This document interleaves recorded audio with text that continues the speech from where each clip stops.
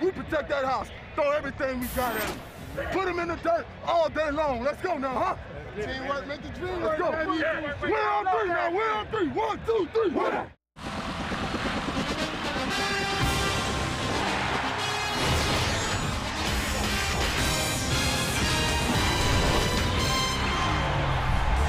Week 7 in the National Football League on a beautiful Sunday afternoon in Nashville, Tennessee, as two first-place teams get together.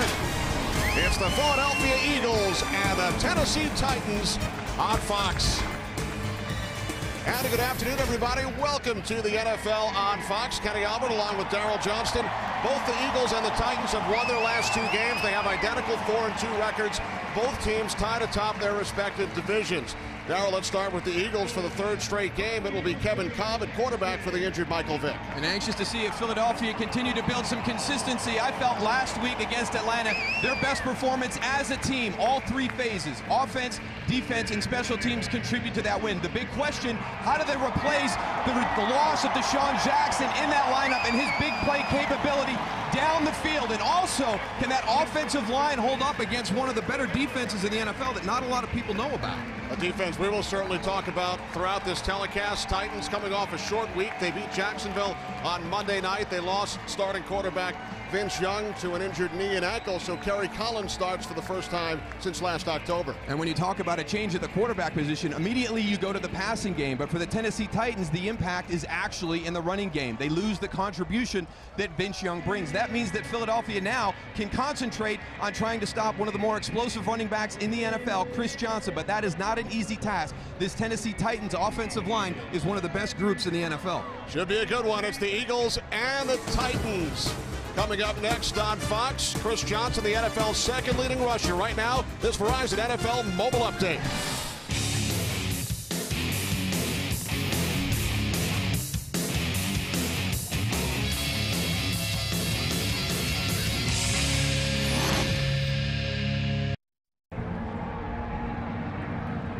Welcome back on a 79-degree and sunny afternoon in Nashville, Tennessee. Andy Reid in his 12th season as head coach of the Philadelphia Eagles. And Jeff Fisher on the other side in his 17th season with the Houston/Tennessee franchise. Fisher took over in Houston during the '94 season, Andy Reid in '99. 6 playoff appearances for Jeff Fisher and the Titans, 8 for Andy Reid, 1 Super Bowl appearance apiece. And Fisher 3-0 head-to-head against Andy Reid, so the 2 longest tenured head coaches in the NFL go head-to-head for the 4th time today. And very refreshing to have 2 coaches that have a tenure like that in this NFL, which has become a win right now type of league. So to have Jeff Fisher, who's fought through some adversity at different points during his career, during the season's been able to turn things around. Andy Reid right now going through a big transition with the Philadelphia Eagles. If you don't have guys like this and you don't have stability at that head coaching position, it really puts you up against the 8 ball to have success. So good to see Tennessee and Philadelphia both understand the importance of keeping that head coach around for a long time. Titans have won the toss. Mark Mariani back deep for Tennessee. As David Akers gets things started, we are underway in Nashville. Kickoff with the wind, sails through the end zone.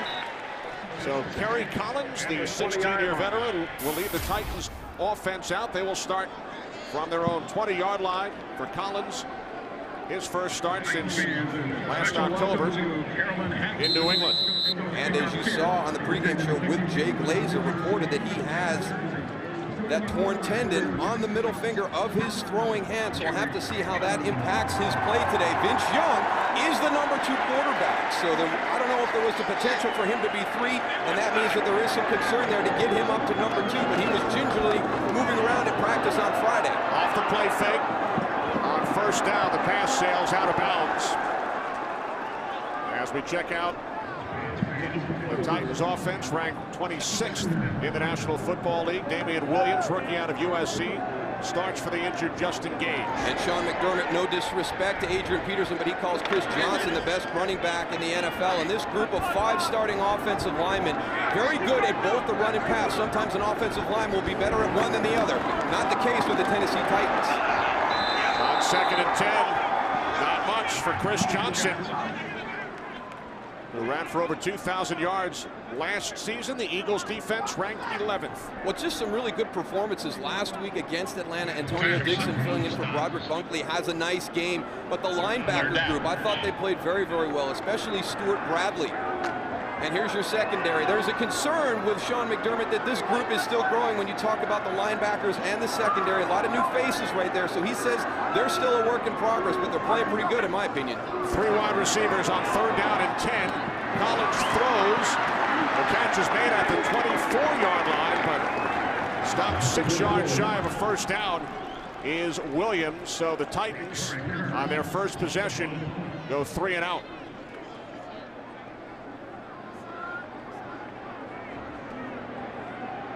Jurek Calvin, rookie out of Troy. Back deep for the Eagles. Brett Kern back at his own 10-yard line.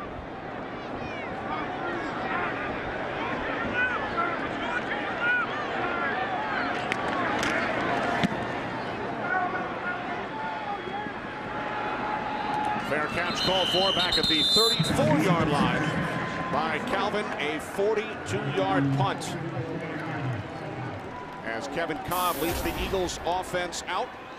For our viewers, in case you're wondering where Tony Siragusa is today, the Goose is in Baltimore for the 10th anniversary reunion celebration of the Ravens Super Bowl winning squad. It's always a special bond when you talk about a group that wins a Super Bowl together, so I hope Goose is enjoying his weekend back in Baltimore with all his teammates. He will be introduced at halftime of today's game between the Ravens and the Buffalo Bills. Kolb on 1st down, complete to Jeremy Maclin, who gains 9. You mentioned during our open, Darryl, that the Eagles, of course, are without Deshaun Jackson, who suffered the concussion last week on the hit from Dante Robinson. So Jason Avant starts for Jackson today. Yeah, but the question is, how do they, get that big play explosive capability down the field without Deshaun Jackson? We'll have to wait and see that pans out. This group, the offensive line, very effective last week against Atlanta, and I give a lot of that credit to Andy Reid and Marty Morningweg with their play call. On 2nd and 1, Kolb being chased, moving to his right, and he throws it away. So a 3rd down and 1 upcoming for the Eagles against the Titans' 16th ranked defense, but as far as points allowed per game, they are 4th in the league. There's a couple of categories when you look at an overall ranking and then you kind of look into it that are more important. And this group is very, very good in sacks, in points, and some of the critical areas. Not a lot of people know about them. They're very aggressive. They're going to get after you for 60 minutes, and you better be ready to block them because up front they can bring a lot of pressure with just that down 4. Titans lead the league in sacks with 24. 3rd down and 1. Inside handoff, and LaShawn McCoy picks up a first down out to the 47-yard line. When you start to look at Tennessee, it's one of those groups that you don't know a whole lot about, and then you start looking at them and you're like, wow, these guys are really good. You see they lead it in sacks, red zone TD percentage, 3rd down. I mean, those are some really, really critical areas.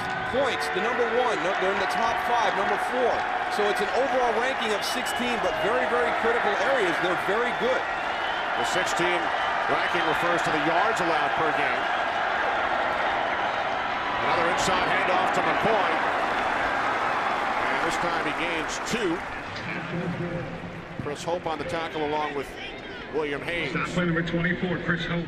There's Chuck Cecil, the Titans defensive coordinator. And I'm sure a little bit of mentality that this group plays with comes from Chuck Cecil, who was a player that I played against during my career. And let me tell you what, Chuck Cecil, when he came onto the field, he was ready to play the game of football. One of the toughest guys I ever had to go against.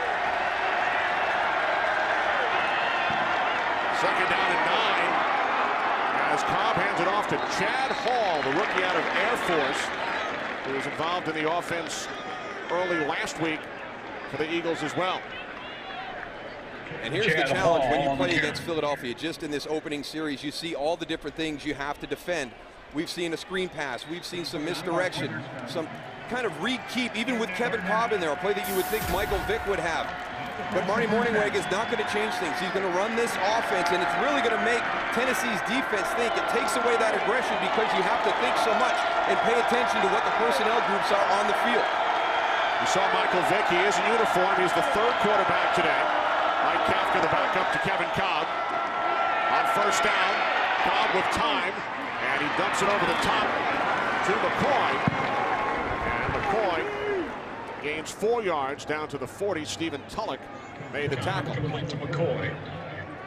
One of the things that Philadelphia will have to guard against is when you are an explosive team and you stretch the field as well as they do, you're going to get a lot of coverages from the defense. They're going to put players back in a position where they keep everything in front of them. They don't want to let somebody run by. So at times, Kevin Kolb is going to have to check that ball down like he did there. Just take that decision, make it quick, get some positive yards.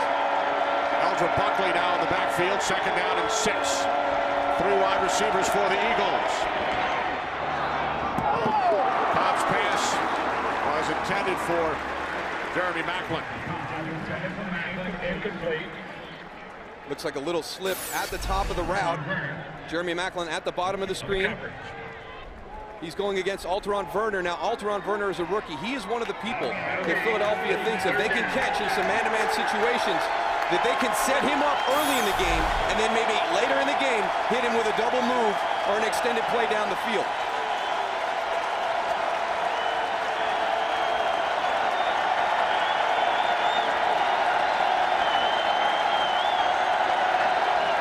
On third down and 6 from the Titans 41.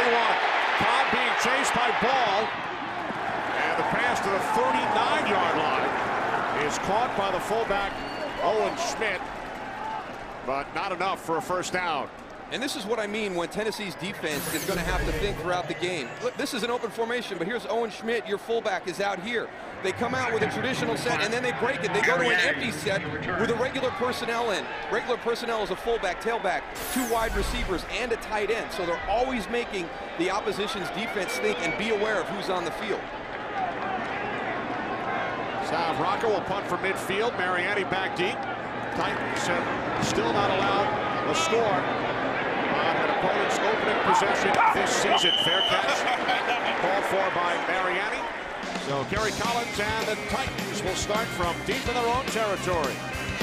Congratulations to Today's game on Fox is sponsored by Southwest Airlines. Find our fares online only at southwest.com.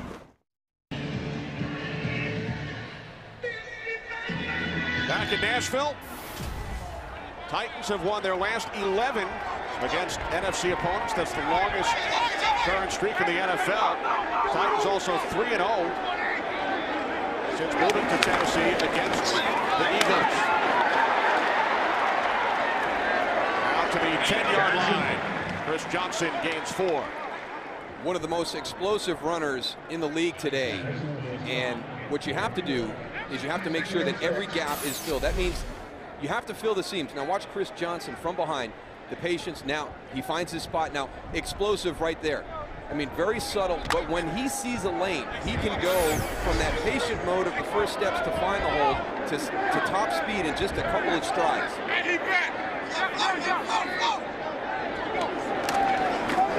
Second and 6, Johnson again. Goes to the outside. Picks up a first down and more. Finally forced out of bounds by Asante Samuel at the 22-yard line, a gain of 12. As he's trying to find that lane, he's always staying square. And he just freezes Ellis Hobbs in that spot, and all of a sudden he's got the edge. And that's the scariest thing for this Philadelphia defense, is to see number 28 turning the corner and having the sideline. A good job by Asante Samuel getting over there, forcing him out of bounds. So many people we spoke to this week on both sides said unequivocally Chris Johnson, fastest running back in the NFL. Here's Collins on first down. Pass intended for the tight end, Craig Stevens. Without Vince Young in the lineup, Philadelphia Eagles really can concentrate on just Chris Johnson, and he's off to a great start. This is his third year with Mike Heimerdinger. It's kind of that breakthrough season, and he's really gotten off to a great start in 2010. And that's just throwing the football. You saw the stats there, but more importantly than that is the threat that he puts on the defense as a runner. And Mike Heimerdinger, the offensive coordinator, not afraid to call Vince's number a number of times during the game. Philadelphia does not have to worry about that with Terry at quarterback. Collins on 2nd and 10. Pump fake. Now he throws, and it is Quinton Michael who comes down with the interception. His first of the season, but there is a flag.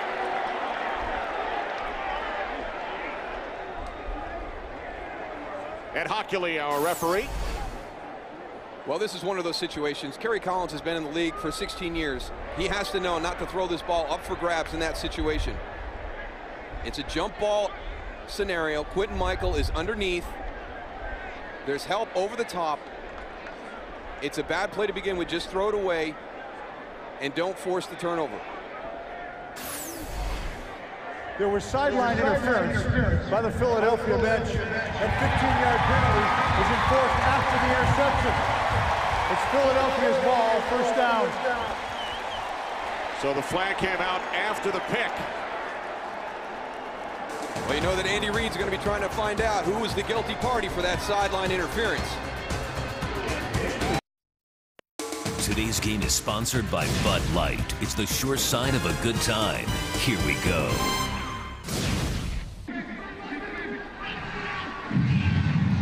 Well, we found out who the guilty party is. It's Michael Vick. But maybe more importantly than that, if you're a Tennessee Titan fan, is this possession by Quinton Michael on the interception. Here's Michael Vick down here. He's going to bump with the side judge, but keep your eyes right there. Is there possession on the interception? It looks like it may have hit the ground, but it didn't wiggle. No challenge as of yet by the Tennessee Titans. So the Eagles take over following the turnover from their own 34-yard line as Kolb hands it off to LaShawn McCoy. And McCoy gains 5 out to the 39. And obviously Andy Reid is going to make sure he knows who was the guilty party in the sideline interference penalty. He goes and talks to Michael Vick. You know, you're passionate about the game. You want to be out there and help your team. You're still not back 100% from your injury. So Michael's just got to understand he's got to stay out of that designated area where he's not supposed to be in on the sideline. He stayed in the locker room last week. 2nd down and 5 as Kolb fires downfield. Put a little too much on it, intended for Brent Selleck. We check in for the first time today with Kurt Menefee in Los Angeles. Kurt. Well, Kenny, last week the Niners got their first win of the season. They're trying to make it 2 in a row in Carolina today. Big 53-yard reception by Vernon Davis from Alex Smith. Down at the 1, but he scored on the next play. Same combination, and it's a 7-0 Niner lead. Kenny Moose. All right, Kurt, so the 49ers look to make it 2 in a row and turn things around against Carolina. 3rd down and 5. Jeremy Maclin in motion. Eagles must get to the 44. Kolb fires high. That pass intended for Chad Hall. Eagles will punt.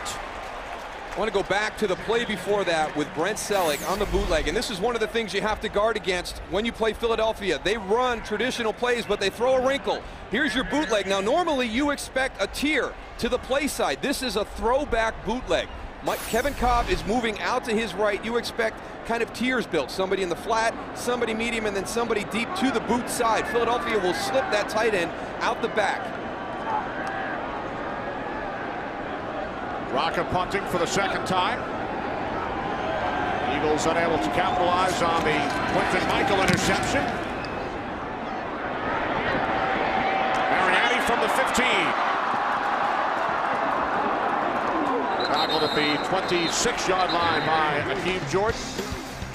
46-yard punt, 11 on the return. Today's game on Fox is sponsored by the new Ford Fiesta. It's a pretty big deal. By DirecTV. If you call yourself a sports fan, you gotta get DirecTV.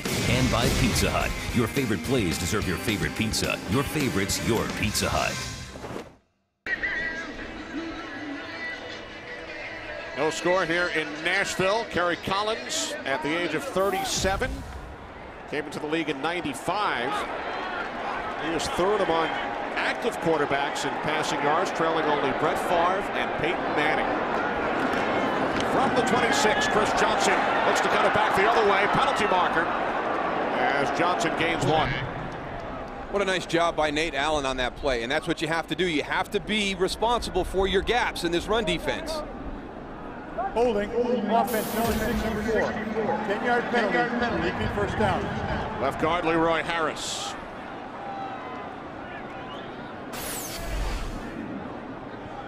.64 right there in the center of your screen. You can see the grab right there. Now as Chris Johnson works to the backside, there's Nate Allen right there, number 29. Good job as the backside contained, not falling down to the inside as he moves to the other side of the field. Do your job. If you don't do your job against Chris Johnson, you're going to be chasing number 28, 50, 60, 70 yards down the field. Eagles very pleased with the play of Allen this season, the rookie out of South Florida. First down and 20 following the penalty. Here's Johnson, another flag, as Quentin Michael and Stuart Bradley combine to make the tackle.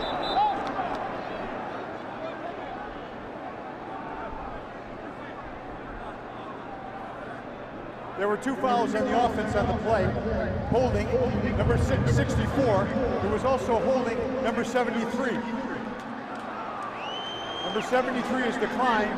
It's a 10-yard penalty. Repeat first down. So Harris again, as well as the right guard, Jake Scott. What's happening to this offensive line I talked so positively about at the top? Wow, there's 64 again, Leroy Harris. Not even a hold, more of a clothesline.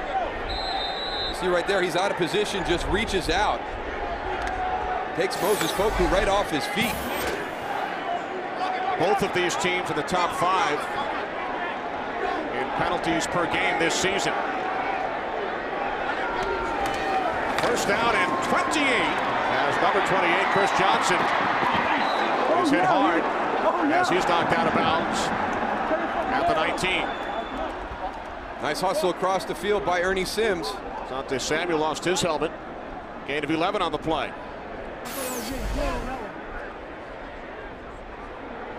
Chris Johnson gets out on the corner.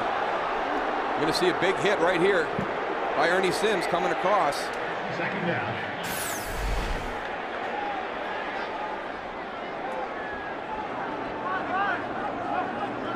Samuel leaves the field, replaced by Joselio Hansen. Second down and 17.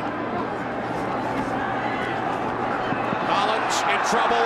Down he goes. Back at the 11-yard line, wrapped up initially by Antonio Dixon, starting once again today for the injured Broderick Bunkley.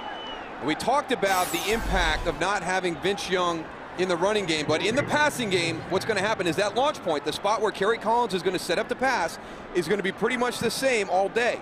And Sean McDermott, the defensive coordinator for the Philadelphia Eagles, will be able to design his pressures to come to a certain area. When you have somebody like Vince Young who's mobile and that launch point changes, whether it moves outside the tackle, it's in a traditional spot, it's a shotgun dash, it's very, very hard for him to bring that pressure. Third down and 23, the inside handoff to the second-year back out of Michigan State, Javon Ringer. Gain of 5, and the Titans once again will send out the punting unit. Tennessee killed by penalties that drive. That was an awful series offensively for the Tennessee Titans, just self-destructed. On the run. The Calvin. Brett Kern back at his own 3-yard line. Jordan Calvin back deep for the Eagles. Low snap. Kern gets the punt away. And a fair catch called for by Calvin. At the 48, 36-yard punt. Terrific field position for the Eagles. Here comes the reigning NFC Offensive Player of the Week. Back in a moment. Back in Nashville, this stadium sold out for the 125th consecutive game. Since they opened it up in '99, every game has been sold out in Nashville. Eagles start from their own 48-yard line as Kolb just able to get rid of it, and picking up a first down as McCoy takes it all the way down to the Titans 41, a gain of 12. Well, both of these quarterbacks for the Philadelphia Eagles, is there a controversy or is there not? I don't think so. I agree with Andy Reid. Now, the issue is what happens when they're both healthy, because they've been able to do this when one has been playing for the other. Now, in a couple of weeks, that man right there, Michael Vick, is going to be over his rib injury, and that's when it will become complicated for Andy Reid. Andy said it's a beautiful thing. McCoy gains 2 to the 39 as we check in on the Redskins and the Bears with Kurt Menefee. Not a good start for former Eagles quarterback Donovan McNabb. Back to pass, tipped by Israel Adonijah and caught by DJ Moore. 53 yards later, it's an interception return for a touchdown, and the Bears are on the board first against the Skins, 7-0. Kenny and Moose. Donovan McNabb back in his hometown of Chicago. So while we talk about Kolb and Vick, who have combined to replace McNabb in Philadelphia this season, the Redskins have fallen behind the Bears. Kolb on 2nd and 8 fires. It was deflected and then nearly picked off by Finnegan. And there is a penalty marker down. Flag. Holding, offense number 62. 10-yard penalty, repeat 2nd down. The right guard, Max Gene Gillis. Max Gene Gillis, 62, right in the center of your screen right there as he goes behind. You can see the hold. Pass deflected off the helmet of Jason Jones.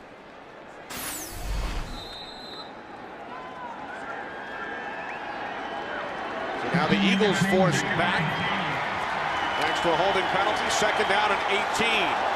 Wiley Cooper back in the lineup, missed the last 2 games with a concussion. Split to the left, Macklin to the right. Eagles empty the backfield. From the Titans 49. Kolb on 2nd and long. Throws a perfect strike to Jason Avant. Down to the Titans 33, a 16-yard pass play. Again, this is one of the things that Philadelphia's offense does to challenge you defensively. It's a regular set again. Watch Owen Schmidt. He's going to come and he's going to block before he releases. He's not chipping. He's squaring up on William Hayes. Kind of stops him, then lets the tackle set. Now, when you've got people stretching the field vertically, you've got to create more time for your quarterback. And Philadelphia does that with the protections as good as anybody in the NFL. Eldred Buckley in the backfield, 3rd down and 2. Kolb complete to Schmidt for a 1st down. The fullback, Owen Schmidt, needed 2, and he gains 3.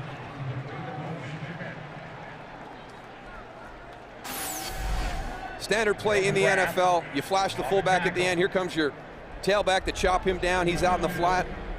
It happens so quick. If you get the ball to him, it's pretty consistent that you'll be able to pick up the 1st down in a 3rd and short situation. I know you love flashing. Flash the fullback right at the end. Don't get me in trouble, Kenny. From the 30.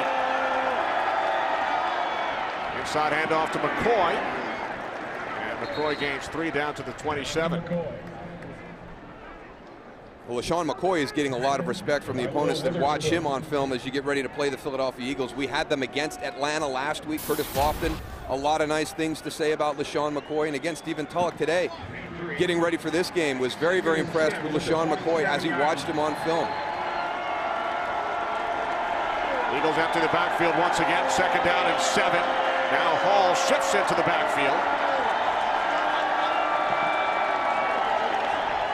And Hall takes the handoff from Kolb. Chad Hall down to the 23-yard line for a gain of 4. Hall, out of the Air Force Academy, spent the last 2 years out of football. What was he doing? He was repairing F-16 bombers out in Salt Lake City. I wonder if he worked on the ones we had to fly by before the game, right after the anthem. He might have been wearing some heels when he got that 5'8" designation, too.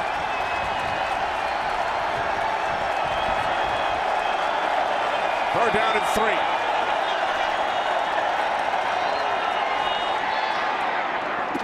Selleck makes the catch.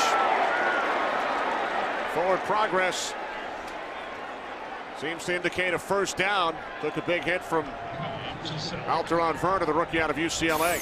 Now, I want you to watch this. This is Brent Selleck. Now, what he's going to do is he's going to run through zones. Shut it down right there. Shut it down. Don't keep running. You've got to recognize the coverage that's out there.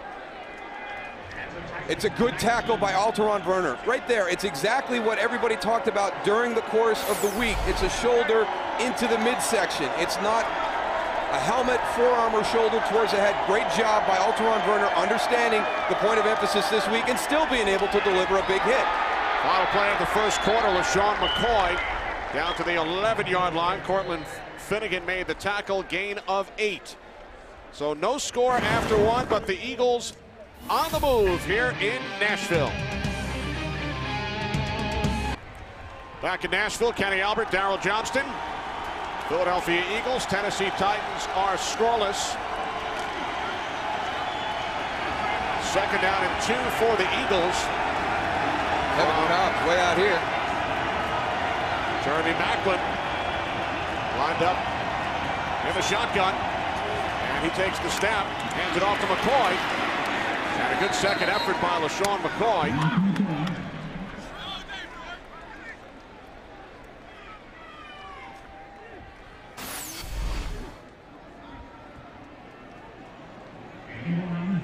When you don't have Michael Vick, you throw Jeremy Maclin back in the Wildcat formation. Let him do the read.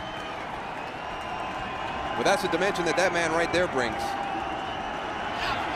But he's become much more of a Wildcat quarterback for the Philadelphia Eagles this season. So now a third down and 1.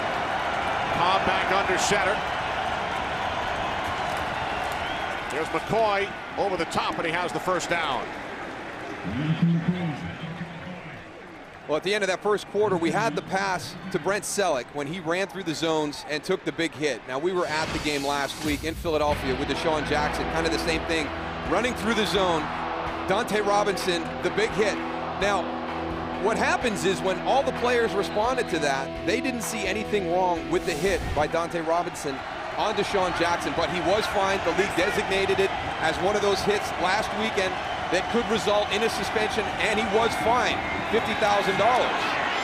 So right now, we've got kind of a little bit of a disconnect between what the league is saying and what the players see, and I thought that John Lynch made an excellent point in our pregame show today when he talked about the culture of the NFL and what Ronnie Lott told him. And you look at Chuck Cecil and Jeff Fisher there. As defensive-minded coaches, they're going to teach their guys also about generating turnovers. And you don't create a turnover with a form tackle.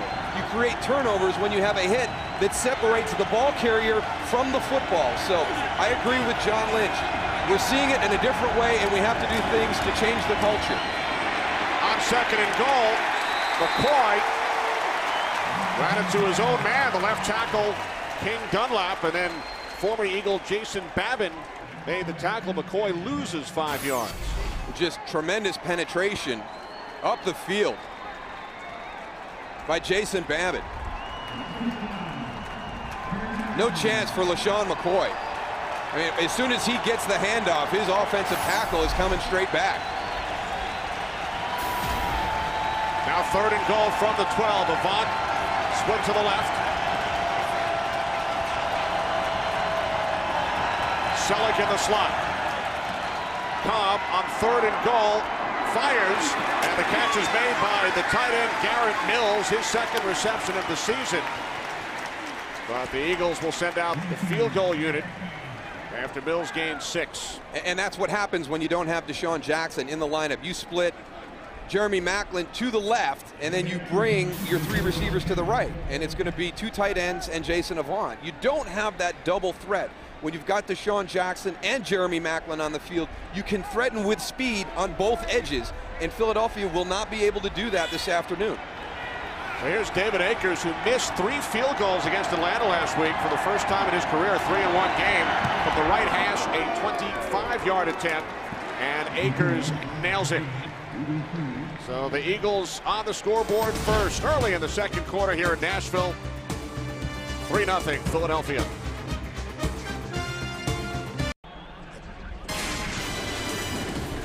Coming up next week on Fox, game 1 of our doubleheader. Many of you will see the Green Bay Packers and the New York Jets, and then America's game of the week, the Minnesota Vikings and the New England Patriots. It all begins with the Ford Fox NFL pregame show at noon Eastern, 9 a.m. Pacific next Sunday on Fox. The Eagles drive 14 plays. Kevin Kolb, 5 of 6 for 39 yards. David Akers, 25-yard field goal. Mariani thought about taking it out. Instead, down to a knee. So the Titans will start from their own 20-yard line, trailing by 3. Today's game on Fox is sponsored by Triple Hops Brewed Miller Lite. Taste greatness. By PlayStation Move. Move into the action only on PS3. And by Sprint, the Now Network.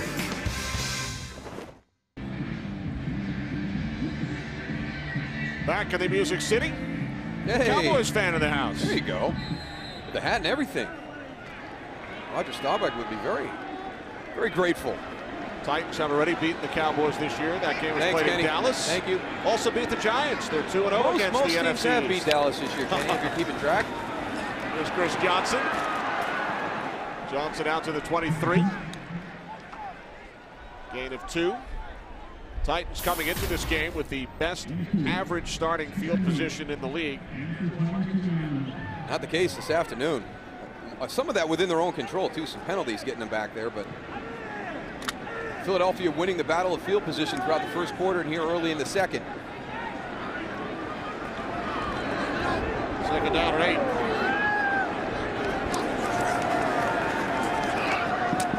Collins complete at the 27-yard line. Damian Williams, gain of 5. Collins' second completion. He's now 2 for 5. You mentioned that Damian Williams got the start today at the wide receiver spot. Kenny Britt involved in an incident Thursday night. Jeff Fisher told us he was going to do his due diligence to find out exactly what had happened during the course of that evening. We'll have to see if Kenny Britt at some point gets on the field today. He didn't bench him. But I tell you what, the way that Sean McDermott talked about him, hopefully he's not out too long for Tennessee fans, because Sean McDermott thinks at some point he's going to be one of the breakout receivers in the NFL. And here's Williams, who made the start. He picks up 16 yards, so the Titans move the chains. For Tennessee, it's only their second first down of the game. A very underrated wide receiver group. When you look at them as a whole, Kenny Britt with the big play potential, but Nate Washington, Damian Williams, Lavelle Hawkins, Mark Mariani will be in there. He's also done a great job as a return specialist for Tennessee. They're pretty solid top to bottom in this wide receiver group. 3 catches so far for Williams. Here's Johnson across midfield. And he is wrapped up by Quentin Michael as we check in on the Redskins and the Bears once again with Kurt. Yeah, Kenny, you mentioned McNabb going home to play against the Bears, and he's got to like this one right now. Hooking up with Santana Moss for a 24-yard score to even the game at 7 apiece. Redskins have added a field goal. It's now 10-7 in the second quarter. Kenny and Moose. Eagles keeping a close eye on that score. Washington 3-3. One game behind the Giants and Eagles in the NFC East. Titans in Eagles territory. Collins' pass was low, intended for Johnson. Yeah, and you just got to throw that one away. I mean, he's already got 1 turnover earlier today on an interception, throwing it into a covered area. Ellis Hobbs, stride for stride with Nate Washington right there. We go to the top of the screen. Damian Williams against Asante Samuel. And there's Craig Stevens, covered up by Quentin Michael. So everybody's covered downfield, but Kerry Collins, there was a lot of people around Chris Johnson when he made that throw. Throw it at his feet, so you take away the possibility of that big turnover. Now 3 wide receivers. Collins to the near side to Nate Washington. At the Eagles' 40-yard line, gain of 7. That's where Kerry Collins is at his best. Mike Heimerdinger trying to get him in more of those situations where it's that quick release, the timing, that's just a little speed cut on the outside. They're down.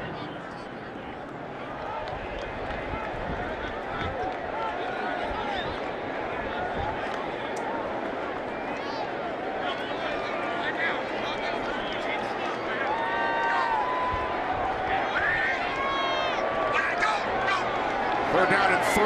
Penalty marker. Collins was looking for Williams. But it looks like this one will go against the Eagles.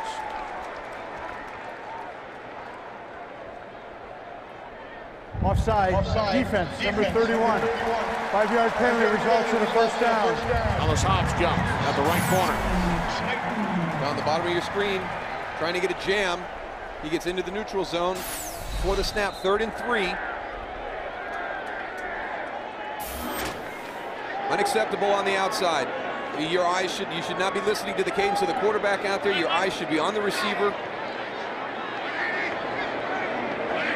So a new set of downs for the Titans from the Eagles 35. Pass intended for the tight end, Bo Scaife, who did not practice much this week. Coverage, number 31, Ellis Hobbs. Maybe one of the reasons that this Titans offense looks so out of sync right now. You mentioned that Bo did not practice a whole lot this week. Kerry's working through the course of the work week with that torn tendon on the middle finger of his throwing hand. Right now, Mike Heimerdinger trying to find something to get some type of rhythm established for this Tennessee offense. Without Justin Gage, without Kenny Britt on the field, here's Chris Johnson. Johnson lowers his shoulders, takes it down to the 31, tackled by Stuart Bradley.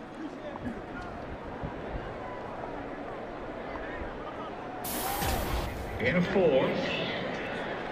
3rd and 6. Production with Bo Scaife right there.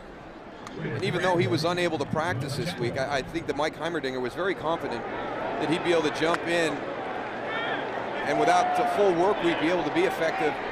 Complimented on how smart he was, but I still say it's important to be out there working with your team during the course of the work week. Collins on 3rd and 6, loses the football as he was hit. And the Eagles have recovered.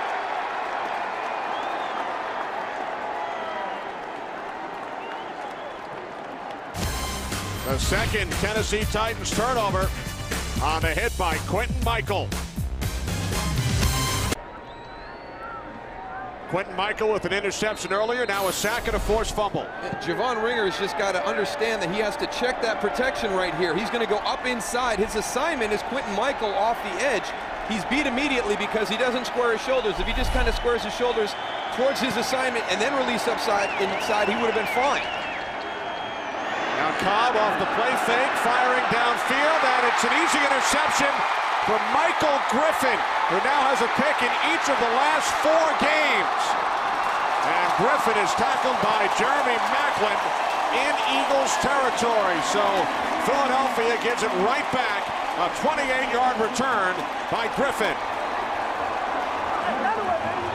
This is going to go down in the box scores as an interception on Kevin Kolb, but it was the impact on the throw by the pressure up front. He can't step into this throw and deliver it. William Hayes gets the pressure coming in from the left side. That impacts the throw right into the middle of the field. Michael Griffin with the easy interception. I tell you, Tennessee does a great job on a change of possession. Their guys all locked up with a Philadelphia offensive player. Do a nice job creating the opportunity for whoever makes the turnover to be able to run with it after the catch. There was no foul on the play. The action after the play was legal. Tennessee's ball, first down.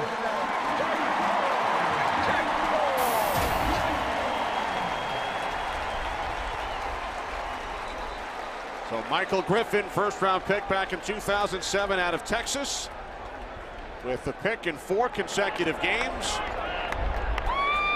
So the Titans offense right back on the field. And Kenny Britt is on the field for the first time, split out to the right. Top of the screen. 1st and 10 from the Eagles 45. Here's Chris Johnson. Not much.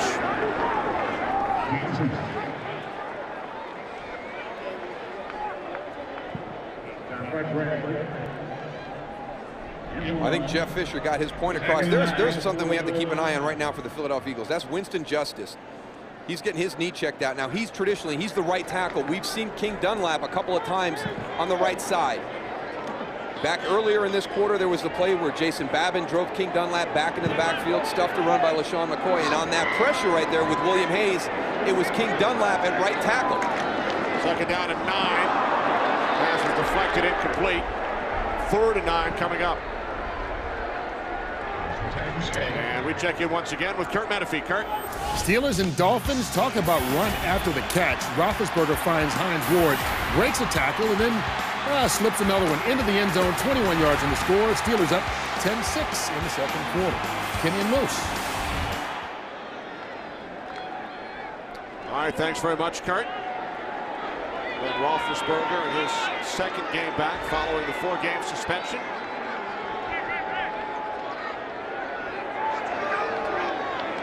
Third down and 9. Collins under pressure from Jaquay Parker, the former Titan. And a flag is thrown as Collins was hit late.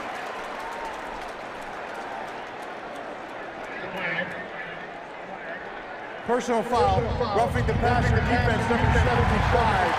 Slung the quarterback to the ground. 15-yard penalty, first down.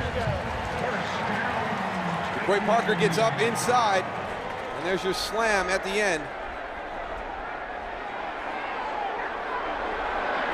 And you're going to hear some boos probably here in the stadium.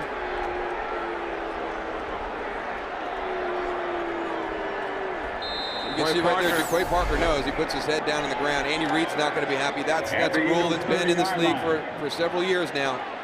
He was a Titan for 4 seasons. He recovered the fumble moments ago on the sack by Quentin Michael. But this time he cost his team 15 yards. And now Collins going deep into the end zone, out of bounds. Nate Washington.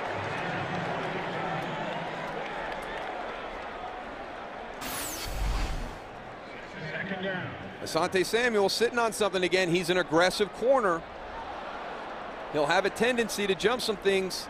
Nate Washington runs right by him on that one, and they just miss on the outside.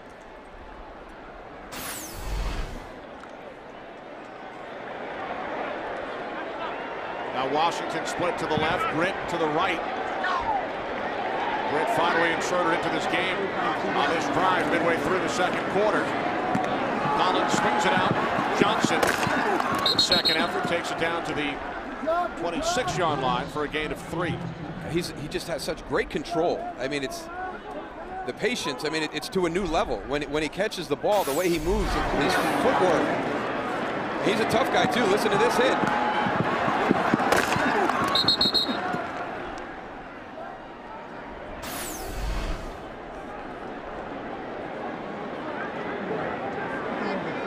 Really impressed with his footwork. We all hear about his breakaway speed and his big play capability, but I'm very impressed with his footwork. 3 wide receivers set, third down and 7. Collins looking for Britt, goes up, makes the catch, touchdown!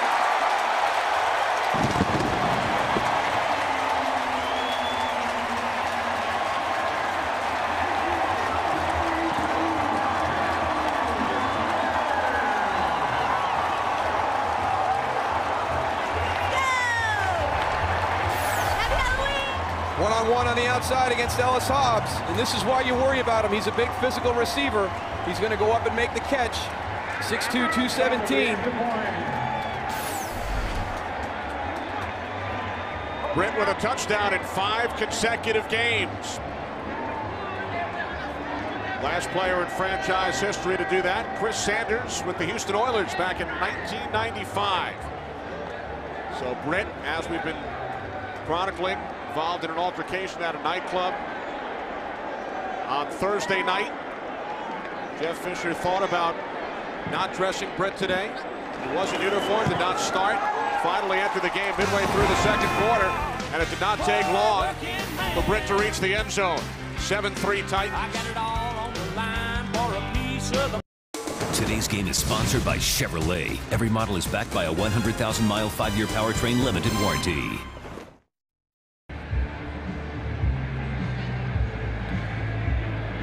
Well, the Titans able to capitalize following the first Eagles turnover. 26-yard touchdown pass from Kerry Collins to that man, Kenny Britt. And one of the things that people talk about is beyond the turnover. It's not just getting the turnover, it's what you do with it after that. Philadelphia has not done a good job converting turnovers into points today. But Tennessee, with their first opportunity, takes it down for a touchdown. And the Titans this season, second in the league in points following takeaways. Kickoff with the win through the end zone. Eagles will start from their own 20 as Kerry Collins celebrates Titans with their first lead of the day.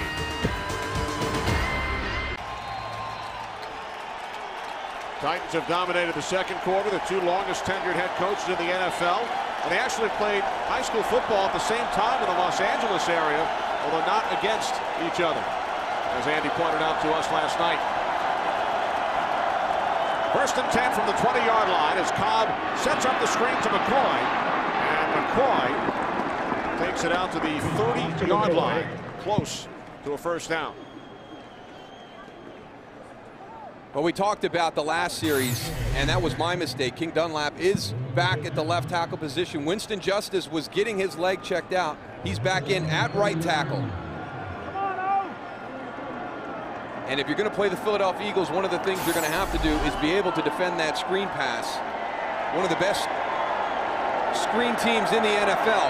And a lot of that goes to those 5 guys up front. They do an excellent job blocking people in space. First and 10 from the 30-yard line. Off the play fake. Kolb can't find anyone downfield. Down he goes. Back at the 26. Dave Ball having an outstanding season. Now with 6 sacks, extending his career high. Well, this is one of the opportunities that Philadelphia is going to try and stretch the ball down the field. You can see how long this play takes to develop. Good coverage there on Jeremy Maclin. Good coverage here on Jason Avant. It's a 2-man route down the field. You're moving the pocket. You're holding everybody in with a little bit of a play fake. But that Titans defensive front is so quick that they're able to get to the spot, flush Kevin Kolb out of the pocket, and get the sack. Empty backfield, second down and 14 for the Eagles. Kolb moving to his right, throws, and it's out of the reach of Jeremy Maclin. Right now, this Tennessee Titans defensive front is controlling the line of scrimmage. And Philadelphia did a great job last week against Atlanta protecting Kevin Kolb. That has not been the case today. He has been under pressure the majority of the afternoon.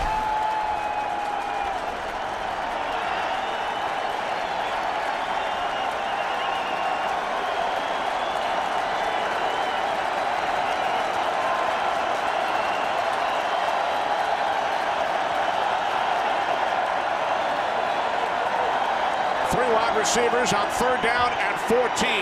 Kolb moving to his right. Can't find anyone downfield. And Kolb looks to have a first down as he crosses the 40.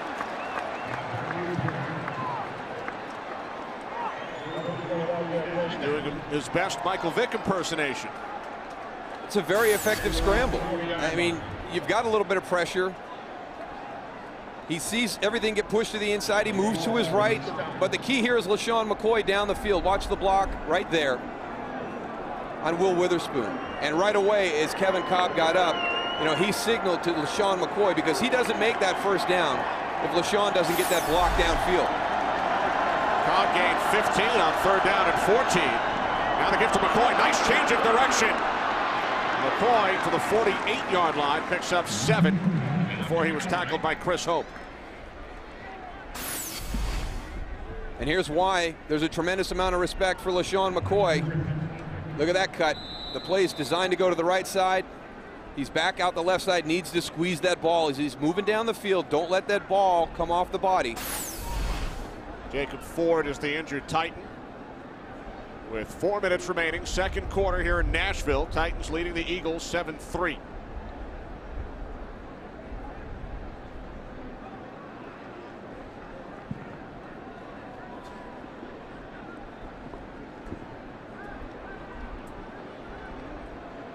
Titans staff tending to Ford. We'll be back.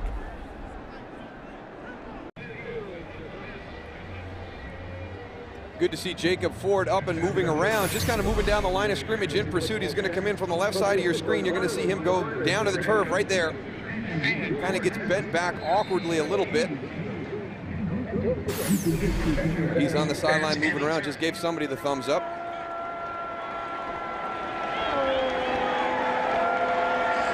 Second down and 3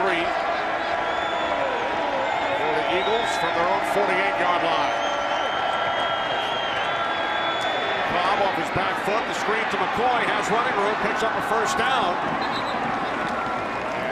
Forced out of bounds at the Titans 42, a gain of 10.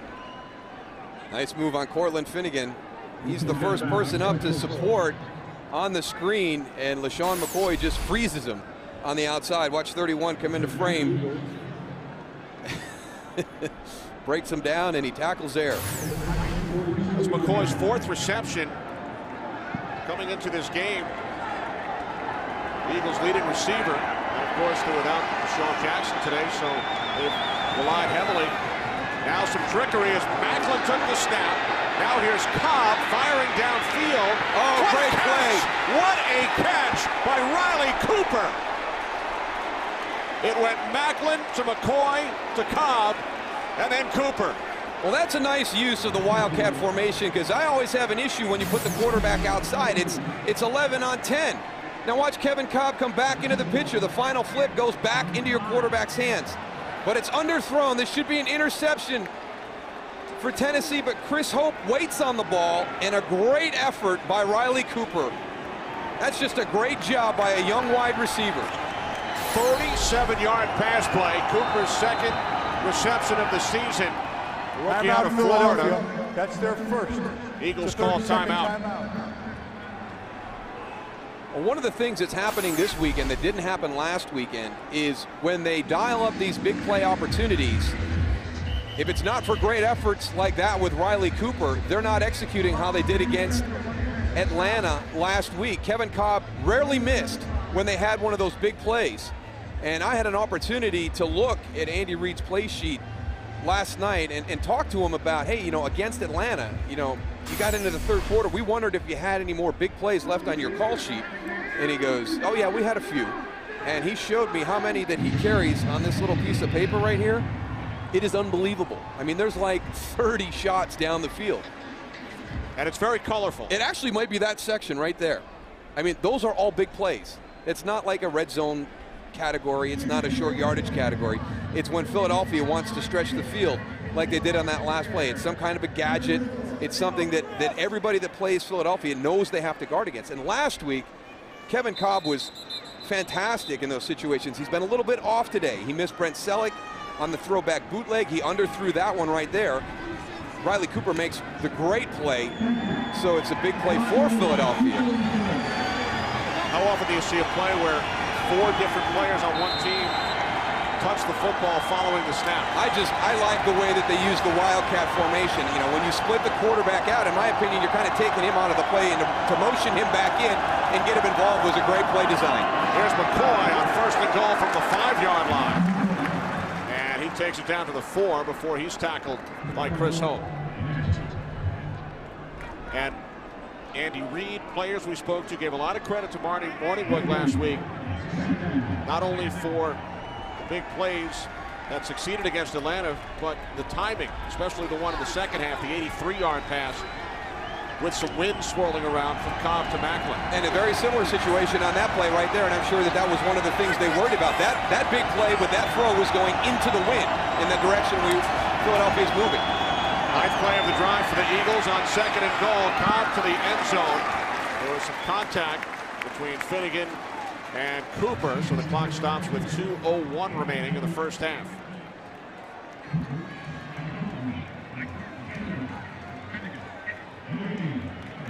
You wonder how difficult it is right now for Marty Morningweg in this situation, because we talked to him about his play design and all those big shots down the field.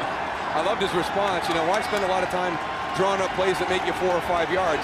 Well, unfortunately, right here, here's a situation where you've only got 15 yards to work with. So one of those situations that you better have something that can gain you 4 or 5 yards. We'll have to go 5 here. 3rd and goal from the 5. Kolb, Cooper, touchdown! His first in the NFL.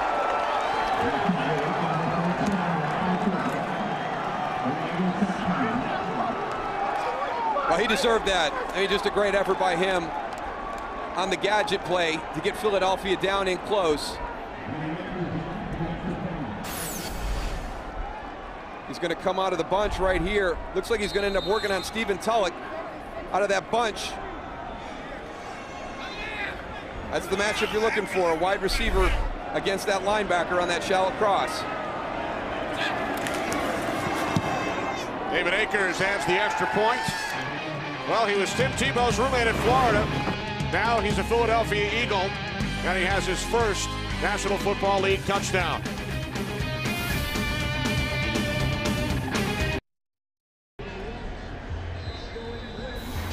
Coming up, the Visa halftime report with Kurt, Terry, Howie, Michael, and Jimmy. They will take a look at the Redskins-Bears matchup, as well as the New Orleans Saints.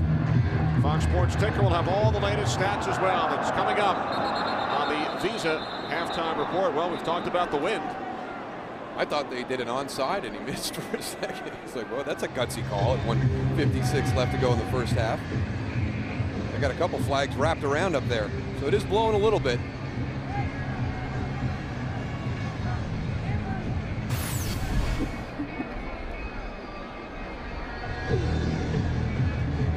Right at the last second, it tumbles off the tee.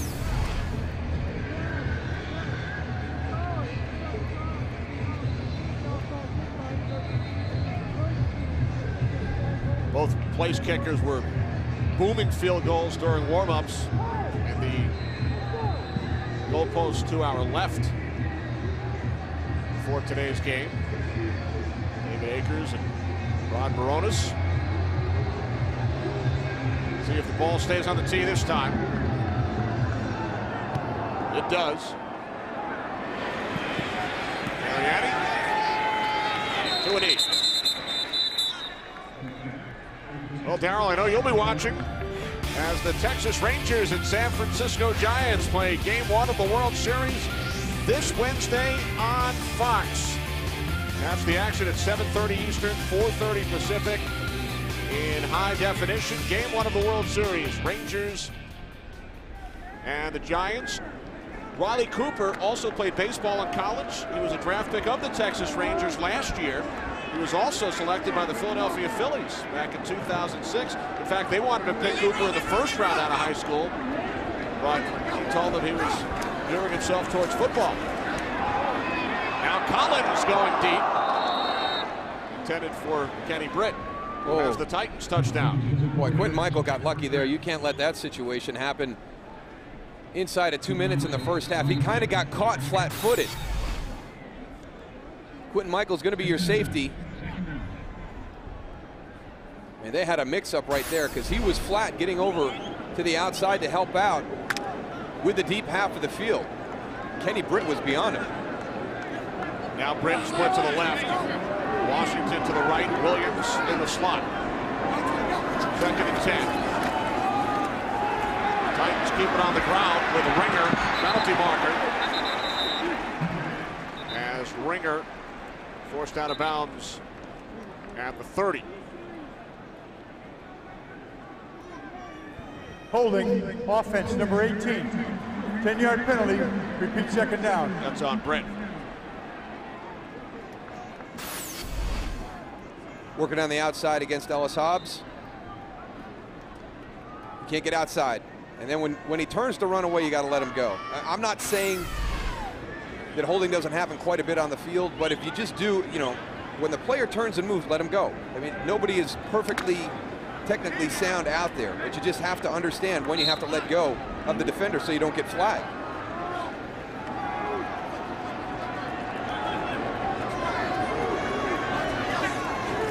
Collins on 2nd down and 15. Pump fake. Down he goes. Back at the 8-yard line, Trent Kolb.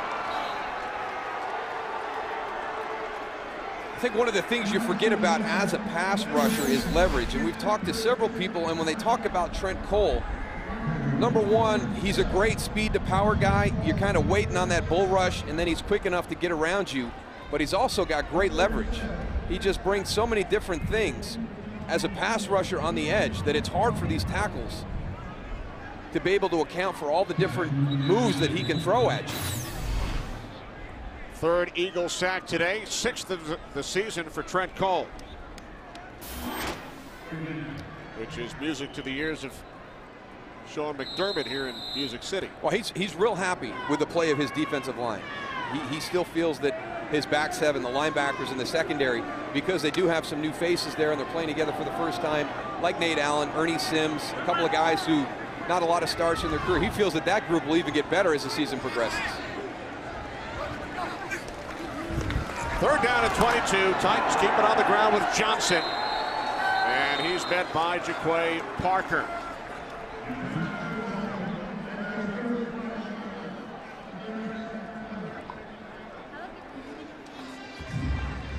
And we talked about Trent Cole's repertoire. Here's some more. You know, the upfield, now the spin. He doesn't even go back inside. And that's Michael Roos. Michael Roos is one of the better tackles in the NFL. So that's a great battle going on the outside.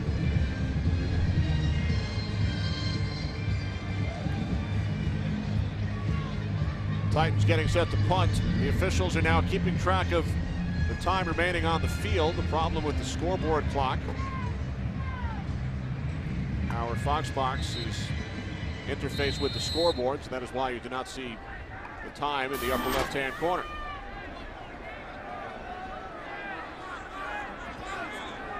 So the Eagles get the ball back with no timeouts remaining. Kern punching from his own end zone. Good kick. Forcing Calvin all the way back to the 26. 10-yard return out to the 36-yard line by Jared Calvin. A 66-yard punt. 10 on the return.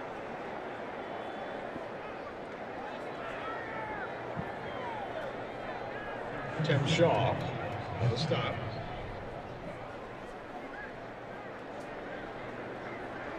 Holding by the kicking team, number 58. Before the punt, a penalty will be enforced in the previous spot, half the distance to the goal. Repeat, 4th down. That's a holding call against the long snapper, Kanemoto, prior to the punt.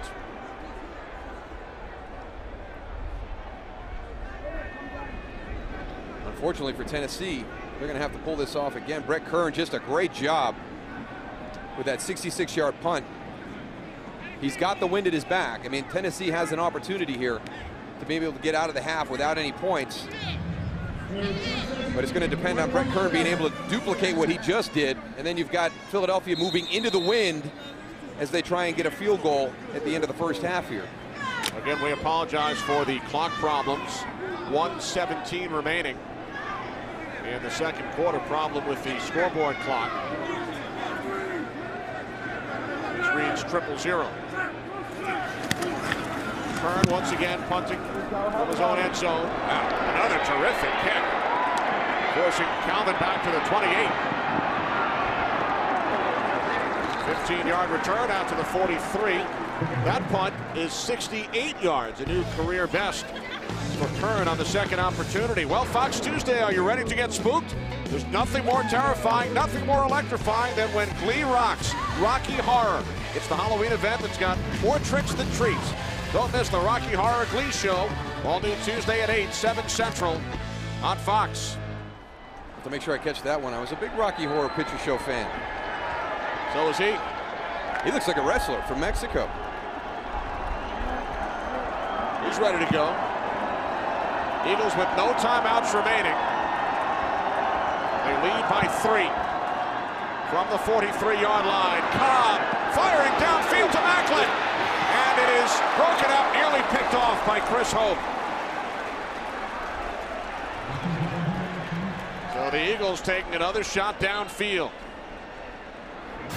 That has been the difference this week. They just haven't been able to get the big shot. Jason Avant holds Chris Hope for a little while on the right side. That allows Jeremy Macklin to get behind him.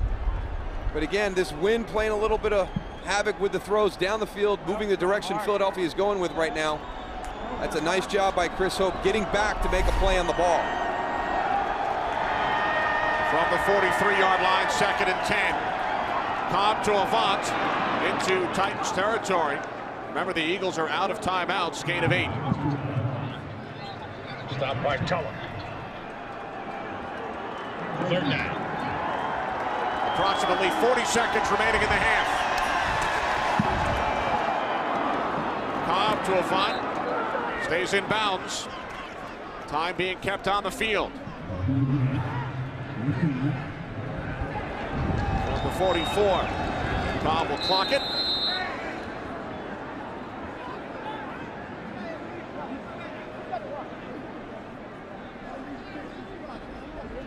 It's got to be hard in a 2-minute situation with nowhere to look to see how much time is remaining in the half.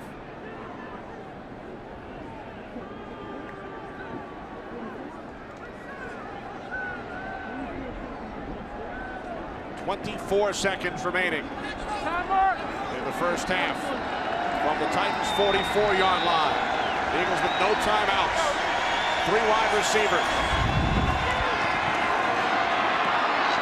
Kolb throws again over the middle, so the clock continues to run. Jason Avant makes the catch. Kolb will spike it again.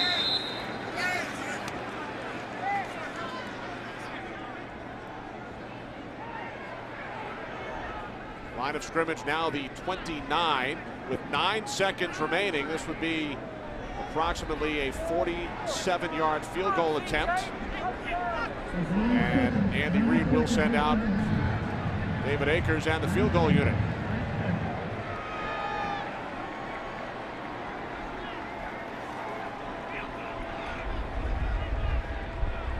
Looks like they're having some issues with the play clock also.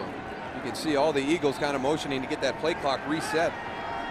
The 3rd time on this 2-minute situation that Philadelphia has asked for that clock to be reset. Akers hit from 25 earlier. This officially a 46-yard attempt from the left hash. Rocket places it down, and Akers' kick has the distance. It is good.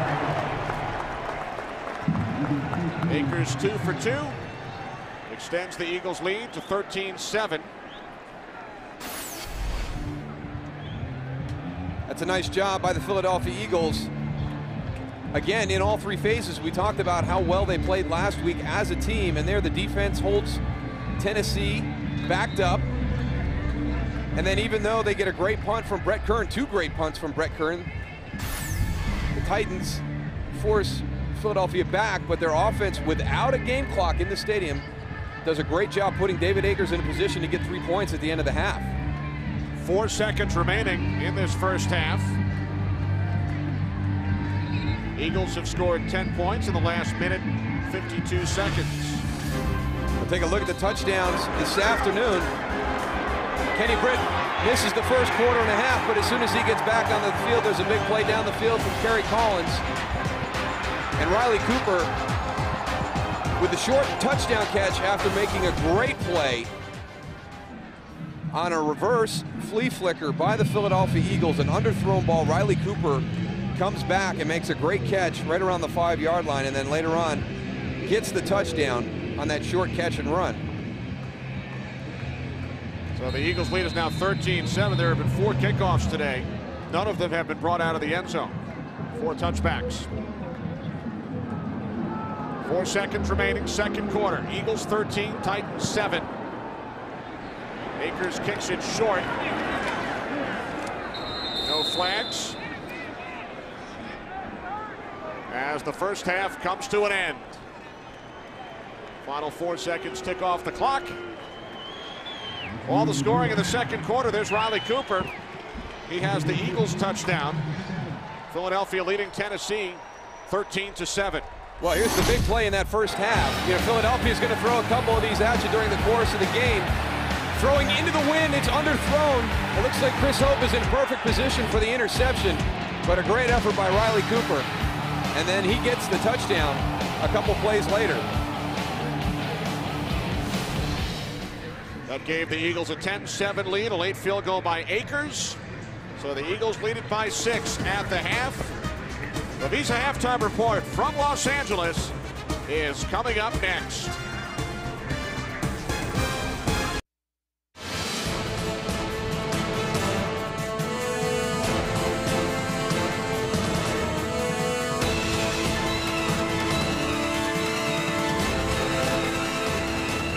Back in Nashville as we get set for the second half here on Fox, with the Eagles leading the Titans by the score of 13-7.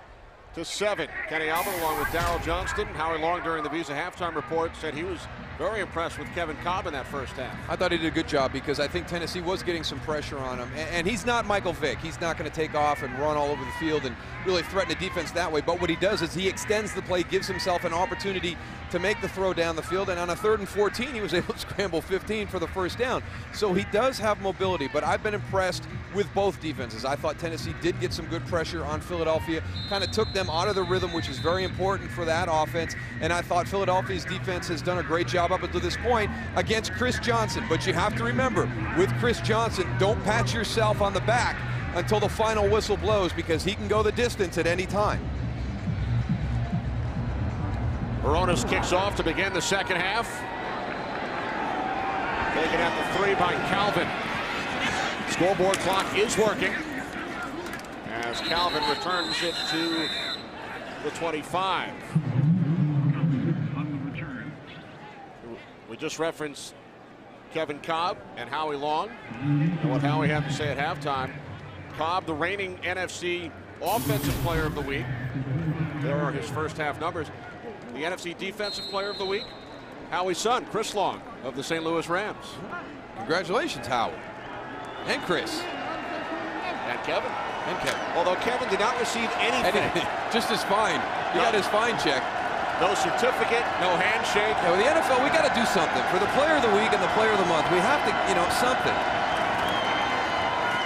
First play of the second half is an end around to Jeremy Maclin, and he picks up a first down out to the 39-yard line, a gain of 14. Oh, but now we got Jeremy Maclin slow to get up. Pulled down from behind by Jason Babin. He's going to be coming this direction on the end around. Now watch here, the great cut inside. Good hustle by Jason Babin. You wonder if it was actually Dave Ball as he's coming across. The second guy in. Eagles, of course, already without Deshaun Jackson. Now Maclin leaves the field. Chad Hall and Riley Cooper are the wideouts. First and 10 from the 39-yard line. Kolb under pressure. Throws it away. Helped up by Jason Babin, who was an Eagle last year. But that's another play that demonstrates the mobility of Kevin Kolb. Here comes Brent Selleck across the formation. He's picked up in coverage. There's nowhere to go. Kevin Kolb has the mobility to extend it long enough so he can get rid of the ball, not take the sack. And let's just go back to the line of scrimmage. Jeremy Maclin returns to the field, missed only one play. Eagles empty the backfield. Chad Hall moves into the slot. Second and 10. Kolb to Selleck. Yeah, baby, great second and 10. Stays on his feet, finally taken down at the 43-yard line after picking up 4. And that's a nice effort by Brent Selleck because there's really nothing there. I mean, Tennessee does a great job of reading the screen. Look at Will Witherspoon, number 92. He's right there, gets back inside, stays on his feet. That was all Brent Selleck. That's a nice job. Witherspoon, an Eagle last year as well, like Babin. Eagles now facing a 3rd down and 6. Maclin split out to the left. Jason Avant split to the right. Eagles must get to the 49. Kolb moving to his right. He fires. And Avant comes down with it in Titans territory for an Eagles first down. Nice catch by Jason Avant for a gain of 9. Wow. Looked like Finnegan actually helped him stay in bounds. Watch the left foot, though. I want to watch the left foot here. Yeah, I think he had it down prior to that, but even on that one, it looked like it got outside where it was out of bounds, and he was able to pull it back inbounds before he put it down. Now, penalty marker on the next play. Quick snap by the Eagles, and the Titans are unable to challenge. And it goes against the Titans. Offside defense, number 98. 5-yard penalty, complete first down. That's on Dave Ball. Sometimes you worry it's going to be on the offense because you're hurrying up to line up and not everybody gets set for that second that they need to before the snap. But Philadelphia, very efficient in that situation, actually gets 5 yards from Tennessee. 5th Titans penalty.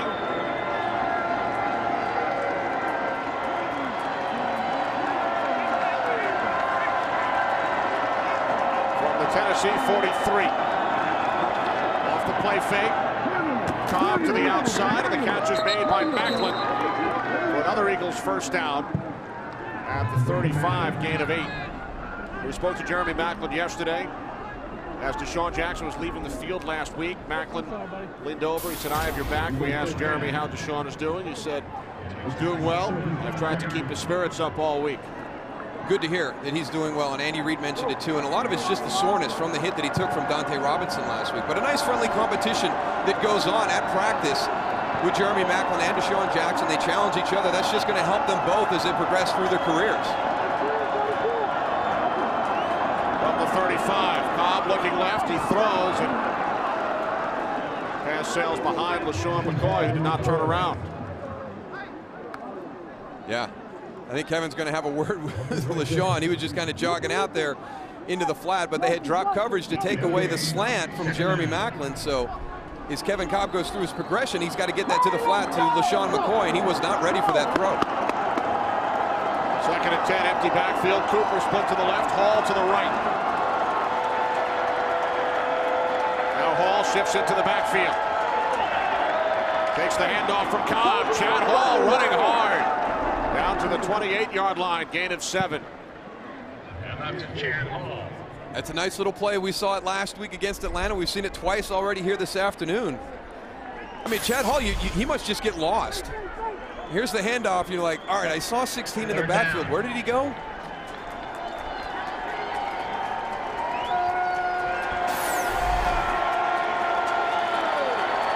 Eagles not afraid to move players around, use them in all different kinds of situations. 3rd down and 3. Kolb rolling right, directing traffic. Throws it away.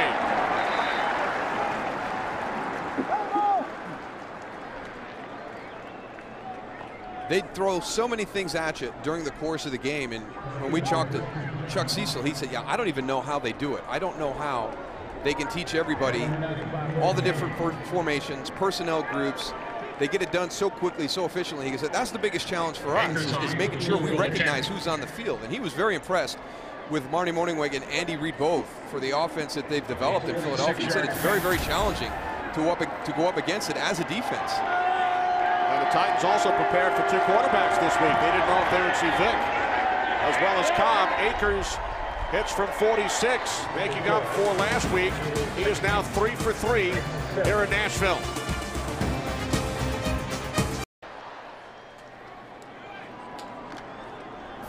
Eagles lead the Titans 16-7. Kerry Collins in the first half, 6 of 14. 1 touchdown, 1 pick. Chris Johnson, 44 yards on the ground.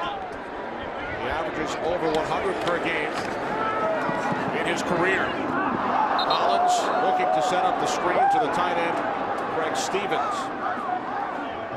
I tell you, you can see the difference between the way Philadelphia runs a screen and Tennessee right here. Just so quick. The hardest thing about that screen is to have the patience to have an impact on the defense, to get them out of the area. That was run so quickly, no chance for Craig Stevens, even if it was completed. He had the defense already turned and in pursuit.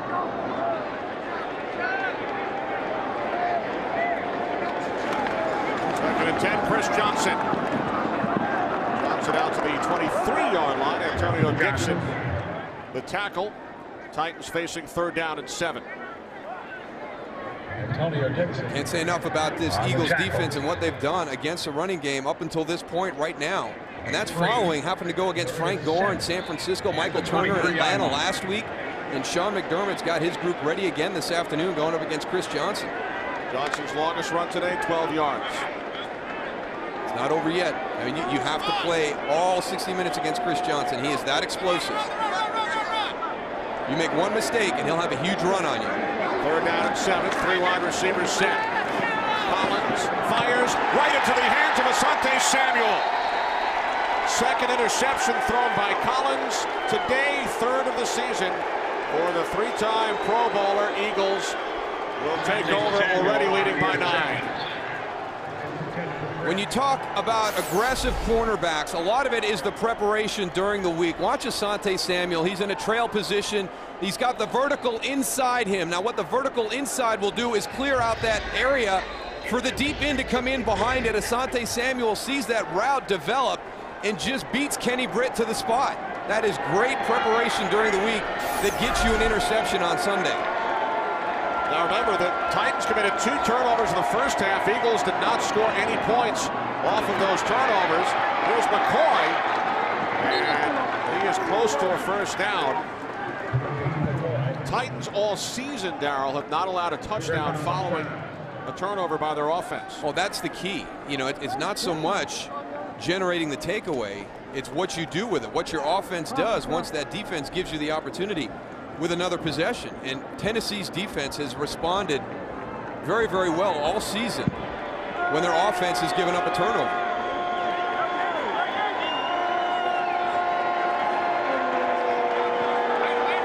First and 10 from the Titans 31. McCoy up the middle, gain of 3. Stephen Tulloch made the tackle. Led the Titans with 8 tackles in the first half.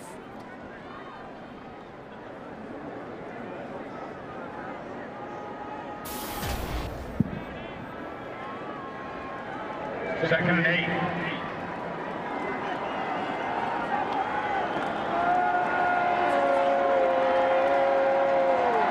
Riley Cooper split to the left. Darby Macklin to the right. Second down and 7. McCoy again up the middle. And LaShawn McCoy is close to another Eagles first down. And I think the way that Philadelphia does their offense with all the big plays and all the formations, and it slows your reaction time down. Now you can run the ball. Now you can come back inside and just on a simple inside zone play right there to LaShawn McCoy. You've got some good running lanes. McCoy's ribs still not 100%. Coach is very happy with how he has run the last 2 games after suffering the rib injury. Just a really gutty performance a couple of weeks ago against San Francisco too. I mean,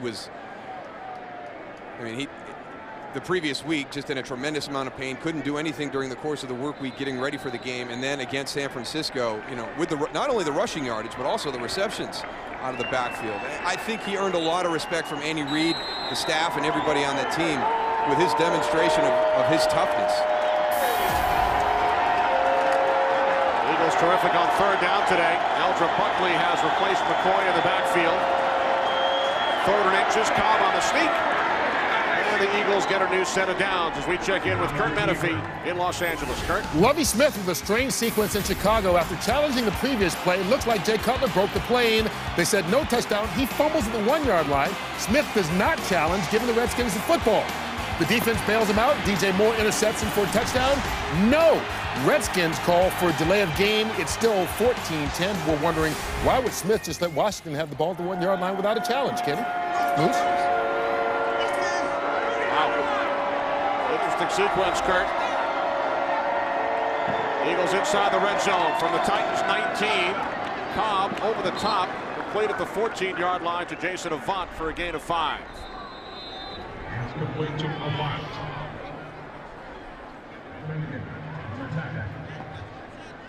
King Dunlap down on the turf.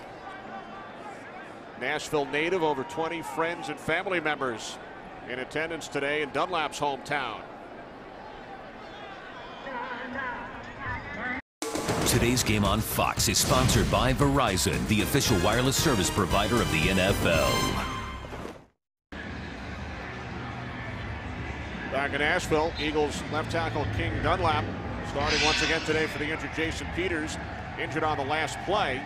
So Todd Harrimans moves out to left tackle. Nick Kolb enters the game at left guard. But the good news, he didn't get rolled up. It didn't look like anything trapped that leg, and he got bent awkwardly. So hopefully King Dunlap will be able to jump back in the game here after a couple of plays. Second down and 5, inside handoff to McCoy. Takes it down to the 11, gain of 2, 3rd and 3 upcoming. we'll go back and take a look at it. When you see somebody down and they're working on the knee, your biggest fear is that his leg got trapped and the pile bent backwards on him. He's number 65 working on the outside right there. And as Todd Harriman's comes out, it looks like everything is there and it comes out. So it doesn't take much sometimes. You can just get a little wiggle in that joint and you can get a nice, painful movement in there. But the good news is it wasn't trapped and he wasn't bent over awkwardly. Now 3rd down and 3. Kolb fires, and it's caught down at the 2-yard line by Riley Cooper for an Eagles first down. A nice throw catch right here, one-on-one on the outside. Burner on the tackle.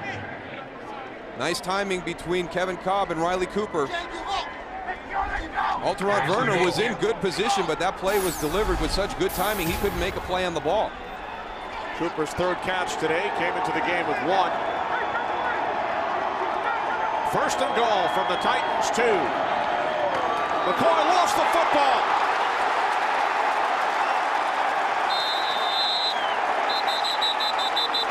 Titans say they have it.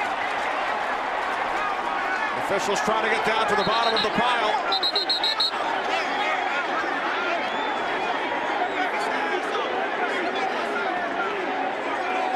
Tennessee football.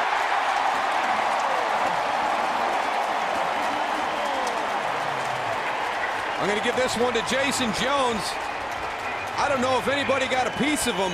But I tell you what, he was in the backfield. He impacted the handoff between Kevin Kolb and LaShawn McCoy. Watch number 91 right there. LaShawn McCoy can't get it clean. The ball's on the ground. So the Titans defense does it again after a turnover by their offense. 3 Titans turnovers. Eagles, no points.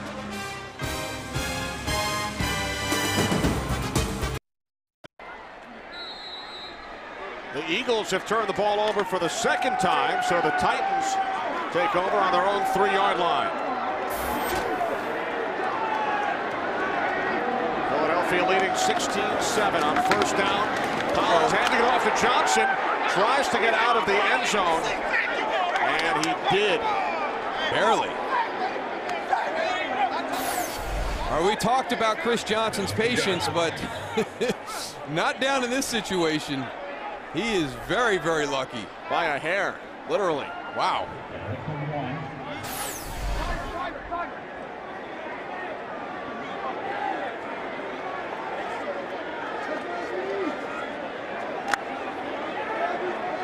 Johnson lost 2 on the play, now 2nd down and 12.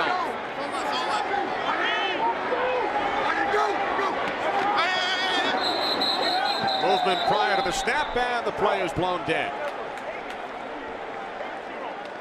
False start, offense, number 80. Half the distance to the goal. 2nd down. Let's go back and take a look and find out how we got here. Here's Jason Jones right here. Now, you might want to block him. He's kind of at the point of attack. And something happens with Philadelphia's assignments, and he's right on Kevin Kolb. He impacts the handoff to LaShawn McCoy. So I don't know if it was Mike McGlynn that didn't come play side. I don't know if it was Max Gene Gillis that didn't take the man on him.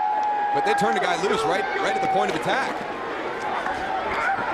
On 2nd and 12, Collins from the end zone, looking downfield with a pass a bit short, intended for Kenny Britt.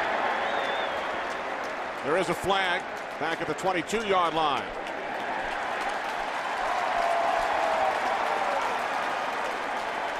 Pass interference, defense number 31, armbar. The ball is placed at the spot of the foul. 1st down. An armbar, so Hobbs extended his arm into the face of Britt. Yeah, but not down where the ball came in at the point of the catch. It wasn't here. It was actually back near, back upfield a little bit more. If they're going to call it where the flag was thrown, it's closer to the 20 than where it was when the ball came in. So the Titans gained 21 yards on the penalty. Gives Tennessee a little breathing room.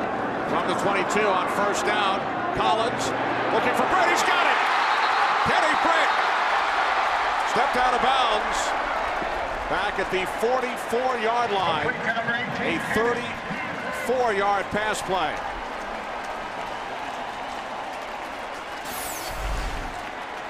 Here's Quentin Michael. He's the one who's going to end up in coverage on it. Again, he gets caught a little bit flat-footed. He's not getting out of his back pedal fast enough. And he got real lucky that Kenny Britt stepped out of bounds, because he's not going to catch him. Second reception for Britt today. His first went for a touchdown after he was benched for the first quarter and a half. From the 44 on first down. Collins had that one batted back by Dixon. Gary Collins in his 16th season, 37 years of age, told us, I still feel pretty good every morning. That's amazing. 16 years in the NFL. You take some big hits at the quarterback position. Two-time Pro Bowler. Started for the Giants in Super Bowl 35 against Tony Siragusa and the Ravens, who were honored at halftime today in Baltimore. Actually back celebrating that game against Kerry Collins. Collins with loads of time. The pass is caught at the 40-yard line by Lavelle Hawkins, the third-year receiver out of Cal, for a gain of 4. I don't think Kerry celebrated that game, though, right? No, not at all.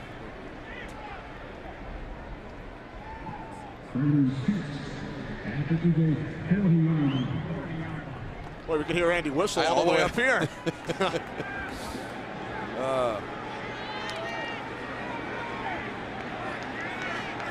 Third down and 6.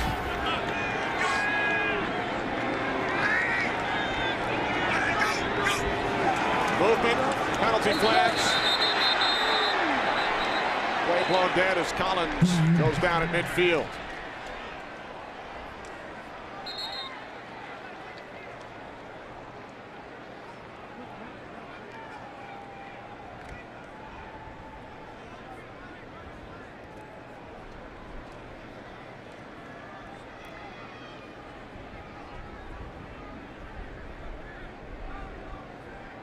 One of the officials came in and signaled false start. It looks like the huddle, they might change it. Before the ball was snapped, the nose guard jumped into the neutral zone, causing the false start. Therefore, the foul is on the defense. 5-yard penalty. It's still third down. Yeah, I think Andy saw the one official come in signaling false start right away. We're going to have movement right here. So they're saying that that caused the false start by Tennessee. And here's what I mean about 16 years in the NFL. And Kerry saying, you know, I still feel good in the morning when I wake up. Well, he hasn't started a game in a year. It doesn't matter. But he did tell us that on Friday. Led the Titans to a 13-3 record 2 seasons ago. Off the play fake on third and short. What a nice play. Pass is caught for a first down by Kenny Britt. There's a couple of really nice things on this play. Moses Foku does a great job of recognizing what's happening on the bootleg. He's going to get Ahmad Hall coming all the way across. He's going to knock him down as he comes out. Watch 53 come into the play, recognize it, boom. There goes your fullback out of the play. Now Kerry Collins extends it, gets to his next read. Good work by Kenny Britt on that intermediate route coming on the boot. Couple of nice plays. One by Moses Foku and then Kerry Collins and Kenny Britt finishing it. From the 29 on first down, Collins just able to get rid of it. He saw Foku coming. And the catch is made on the far side by Bo Scaife as we check in with Kurt. Back-to-back possessions by the Bears. Jay Cutler hooking up with D'Angelo Hall. The only problem is Hall plays for the Redskins. This little floater one-handed by Hall and taken back 92 yards for a touchdown. And that puts the Redskins on top, 17-14 late in the third quarter. Kenny and Moose. Big play by Hall. Bears at 4-2, and that's been a seesaw battle in Chicago. That's a couple of crazy plays. Second down and 7. Screen to Johnson. Broke a tackle, takes it down to the 22-yard line before he's taken down by Trent Cole. Gain of 3. Under 2 minutes remaining, third quarter. Eagles with a 9-point lead. They were driving, and then LaShawn McCoy turned the ball over. Titans started this drive on their own 3-yard line. And now they face a 3rd and 4 from the Eagles' 23.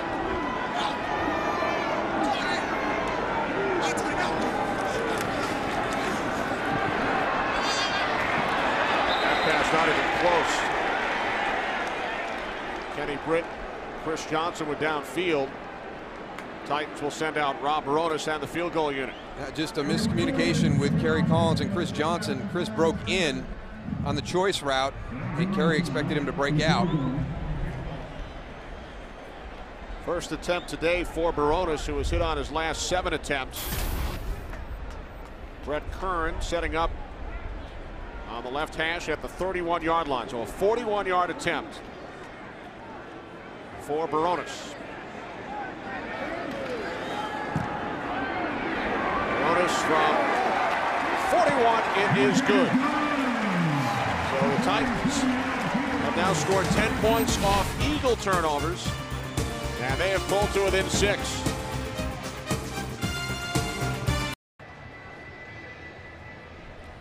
Rob Baronis, 41-yard field goal. Titans now trail the Eagles by 6 late in this third quarter, as the Titans, who have turned the ball over 3 times, have scored 10 points off the Eagles' 2 turnovers. We talked about this Titans defense. It was rated 16th in the league, but that's yards. There's other areas where they're very, very good, and one of the best ones, they have not allowed a touchdown following a turnover, but maybe on a kickoff. Jordan Calvin across midfield. Big return to the Titans 44. A 41-yard return by Calvin, his longest kick return of the season. Well, coming up this Wednesday on Fox, it's Game 1 of the 2010 World Series. Texas Rangers in the Fall Classic for the first time in franchise history. San Francisco Giants have not won a World Series since their move out west. 7:30 Eastern, 4:30 Pacific in high def. Game 1 of the World Series on Fox. And King Dunlap back in at left tackle for the Philadelphia Eagles. Kolb on 1st and 10 from the 45, complete for a first down to Jeremy Maclin at the Titans' 28-yard line, a 17-yard pass play. This is just a nice throw by Kevin Kolb. Little play action right there. Here comes Jason Jones again, right up the middle, just slides to his left a little bit, and then a great throw to the outside to Jeremy Maclin.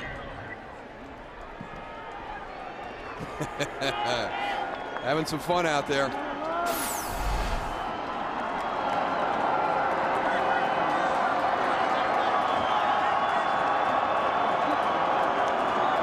On the 28 on first down.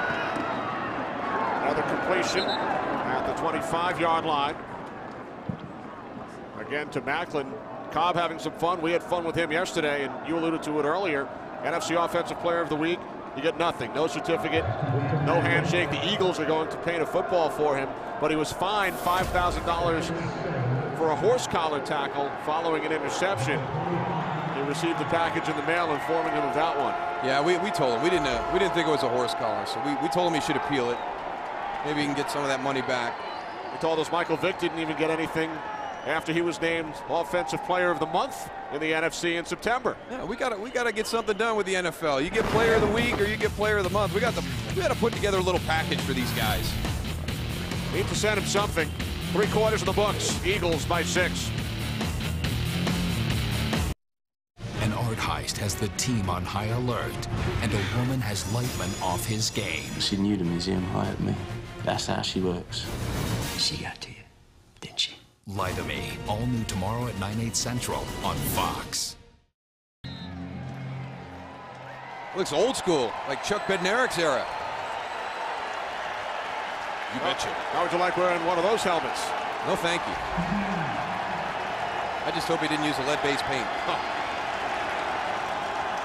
Well, his Eagles lead the Titans 16-10 as we start this fourth quarter. 2nd and 7 for the Eagles from the Tennessee 25. The screen to LaShawn McCoy, stumbled, stayed on his feet, and picks up a first down. Knocked out of bounds by Griffin at the Titans' 15-yard line. Gain of 10. It's just such a different look when Philadelphia runs their screens, and they look at the key guys to block, which is probably going to be Will Witherspoon or Stephen Tulloch. Those are your key guys. You've got to get them. Look at the linemen come out, and they just throw. It's so hard for the big guys to get out in the open field and try and get a good block on somebody. So Marty Morningweg tells them, get out there and just throw. And they'll have to get down and defend themselves, and that's enough time for whoever has the screen, whether it's LaShawn McCoy is on a traditional or one of your wide receivers or a tight end. They'll get by the defender if you just throw. 3 wide receivers set from the 15-yard line. A pump fake by Kolb. He backpedals, and then he throws it away.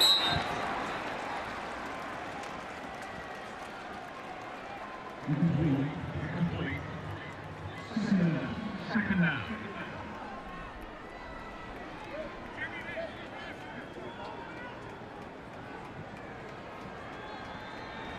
It's a chess match. Marty Morningweg, Chuck Cecil, 2nd and 10.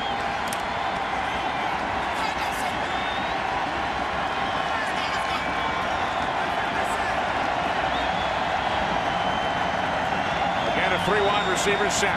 Kolb out of the shotgun on 2nd down. Kolb over the top to Macklin. He spins inside the 10, down to the 9-yard line. Gain of 6 on Macklin's 5th reception today. And that's a good job by Jeremy Macklin right there of being able to stop. Again, it's that situation where you're going to be running through a zone and he's able to stop as Stephen Tullett comes up to make the hit.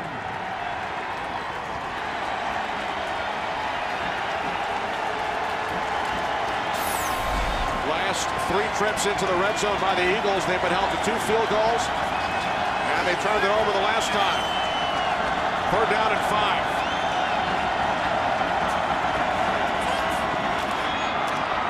Kolb's pass is broken up.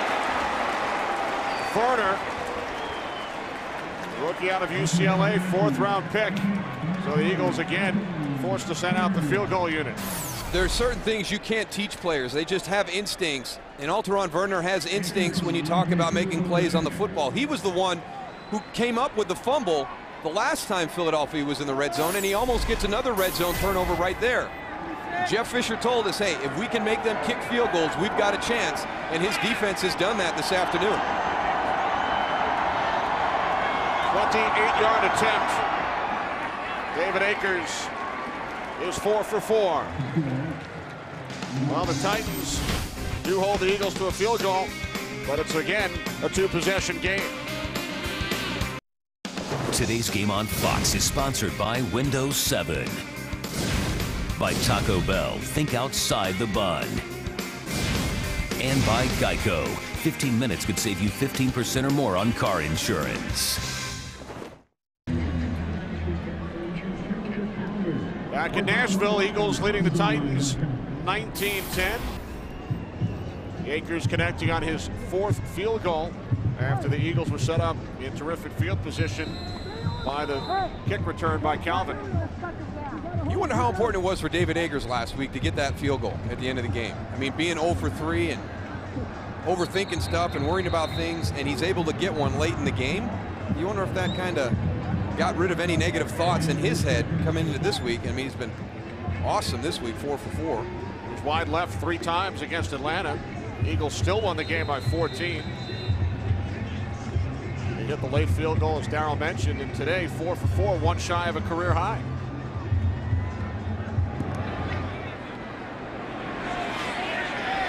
Yet another touchback. Early 4th quarter. Here in Nashville, Eagles by 9.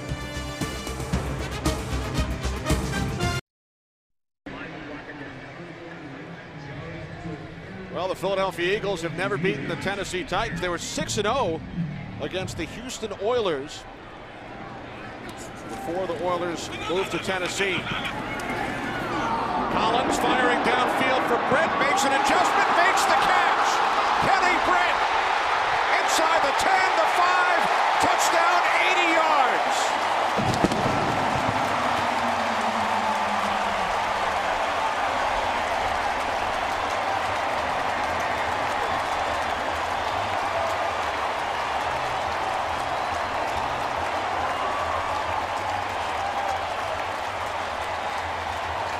Boy, Sean McDermott was right. Unfortunately, his breakout game may come against this Philadelphia defense. They're just getting caught flat-footed. That time it's Nate Allen. We've seen Quentin Michael in the same situation. If Kenny Britt is running at you full speed, you better get out of your back pedal, and you can't be flat-footed. longest reception of Britt's career. His second touchdown today. Titans are within 2.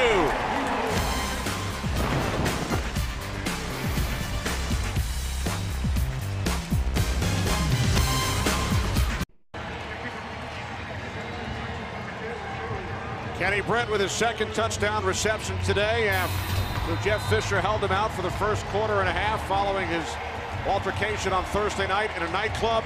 Career high 146 yards. Longest pass thrown by Kerry Collins since 2002.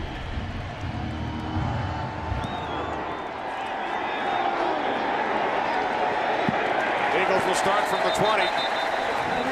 We talked about what Britt adds to this Titans offense, and we saw it again there. Oh, I mean, just the potential for a big play. And right here, let's take a look at the other side of the field first. Nate Washington, you've got Asante Samuel and Quentin Michael kind of on a bracket coverage there. Now on the other side is your big play threat, Kenny Britt. Right there. I mean, Nate Allen has got to get out of that back pedal. He's got to open his hips and start giving ground. He's letting Kenny Britt get too close to him before he's moving. I don't know what he's sitting on. I don't know what he sees, but Kenny Britt has run by several of these Eagles defenders. Kolb's pass is deflected. Sent Derek Marks, second year out of Auburn, got a hand on it. And we see so many of these nowadays. I mean, the defensive linemen have been coached so well. With the quick throws coming out on those 3-step drops, you're not going to get pressure to get the sack. So have that rhythm in your head. Push, push, push, get your hands up. Block those throwing lanes.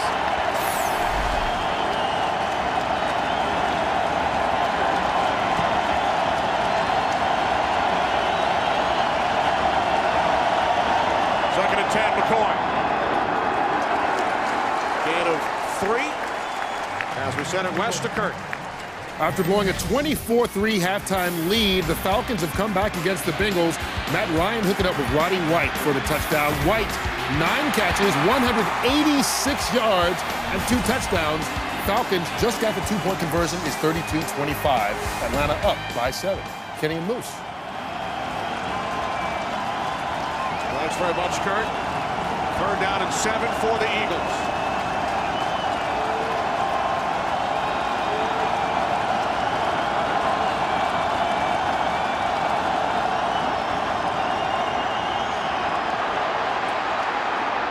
Kolb fires downfield. Cooper slipped. And then it was nearly intercepted by Griffin.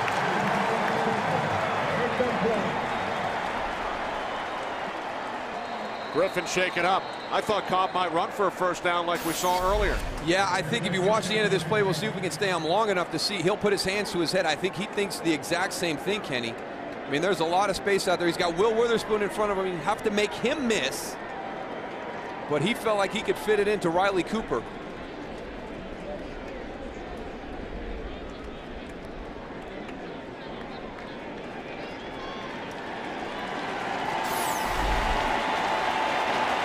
Griffin looking off. He had an interception earlier. Fans on their feet here at Nashville. As the Titans scored on an 80-yard completion from Collins to Britt moments ago, and now they will get the ball back after an Eagles 3-and-out.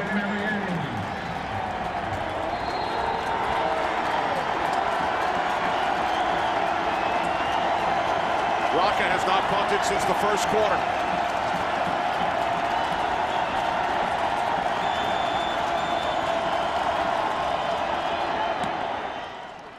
Wow, what a kick. Mariani from the 15. Puts it back inside. Down at the 34, 19-yard return.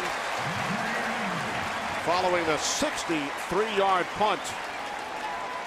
Rocket matching his season high. Well, next week, a Fox NFL doubleheader. Many of you will see the Green Bay Packers and the New York Jets in Game 1. Jets with a bye this week, and then the Minnesota Vikings and the New England Patriots from Foxborough. Packers and Jets, Vikings and Patriots next week. Pregame show at noon Eastern on Fox. NFC North, AFC East doubleheader. From the 34, Chris Johnson. Eagles have done a good job defending Johnson today. He has 7 consecutive 100-yard games against the NFC. So far today, only 46 yards on the ground. You wonder if that has some impact on Quentin Michael and Nate Allen being down inside the line of scrimmage and allowing Kenny Britt to get by them. So just Chris Johnson's ability to break those long runs, it makes you think about it. Your focus is there, and all of a sudden you get some play action, and Kenny Britt is running right by it. Britt split to the left, 2nd down and 9. Collins with time. Britt downfield. He's got it.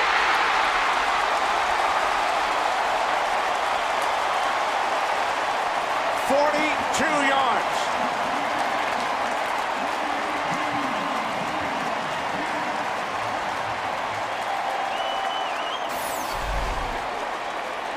It's just making a play at the point of the catch, and that's what Kenny Britt is doing right now. Again, Nate Allen, it's kind of caught flat-footed.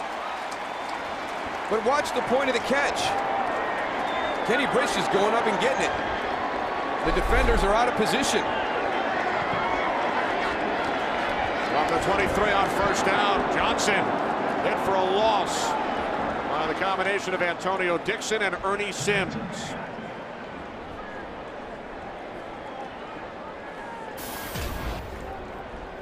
That's a huge day. And Sean McDermott was exactly right. You watch somebody on film and you can see the potential. Mike Heimerdinger, the offensive coordinator, as soon as Kenny Britt got into the lineup, he's been getting the ball in his direction. Sean McDermott was exactly right when he told us the potential that Kenny Britt has. 2nd and 15. Collins near side, Bo Scaife. Out of bounds at the 25-yard line. Gain of 2.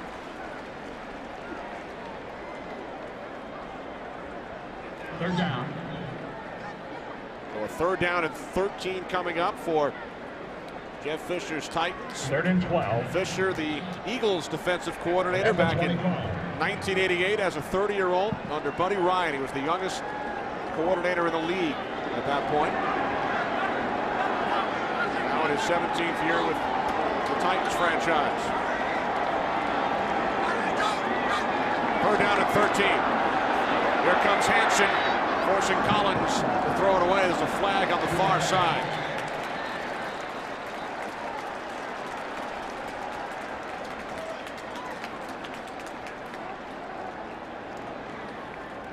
Offside.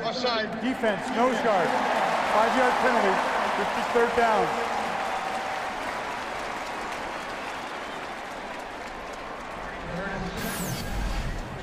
It's not the nose guard, it's actually going to be Stuart Bradley. Middle linebacker walked up in between the guard and center area. That's the 2nd time they've gotten caught with the linebackers walking up into the gap. 7th Eagles penalty. 3rd down and 7. The Titans must get to the 13. Collins to the end zone. Looking for Nate Washington. No flags. Asante Samuel's mad at himself. He knows he should have had an interception right there that would have kept this field goal attempt from happening. Kerry Collins gets lucky because he just throws this one up into double coverage. Asante undercuts it. So here's Rob Baronis. Hit from 41 earlier. This a 38-yard attempt for the lead from the left hash. Titans last led at 7-3 back in the 2nd quarter. The kick by Baronis is good. Tennessee by 1.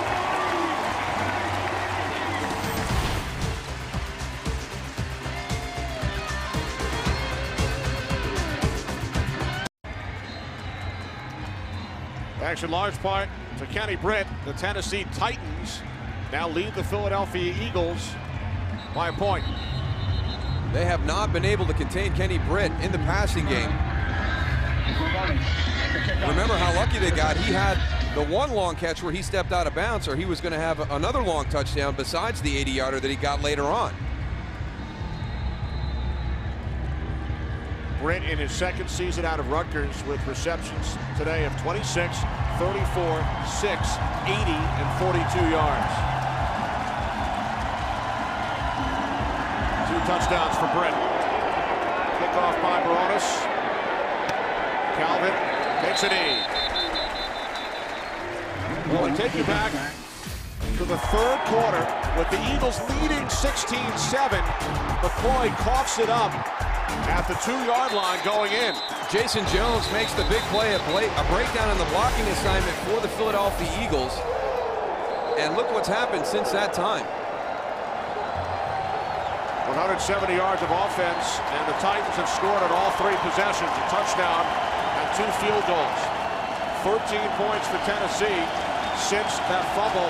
Had the Eagles scored on that drive, it would have been a 16-point game.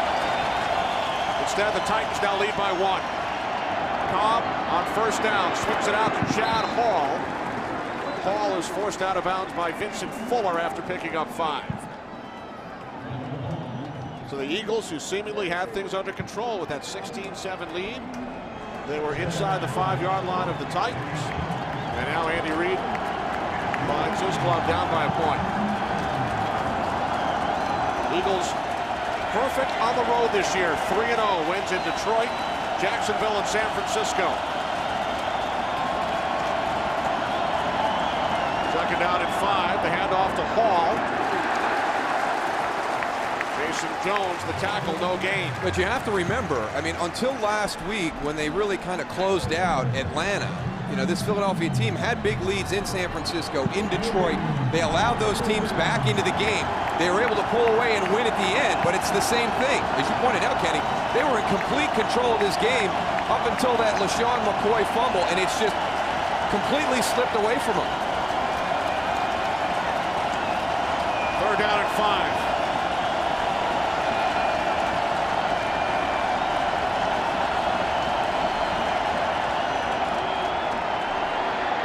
Off his back foot, there's a flag, complete to Macklin, and he has a first down, penalty marker back at the 18-yard line.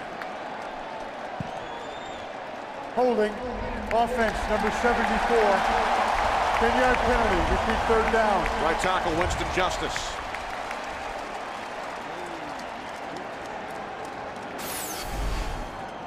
Winston Justice, your right tackle.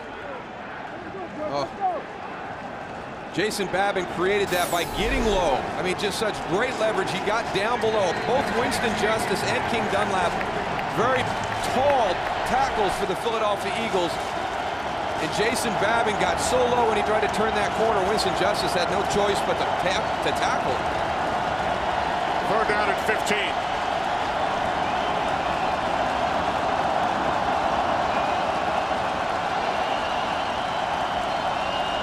Eagles must get to the 30. Kolb fires downfield from Macklin. Incomplete. Macklin looking for a flag. There are none thrown. Eagles will punt.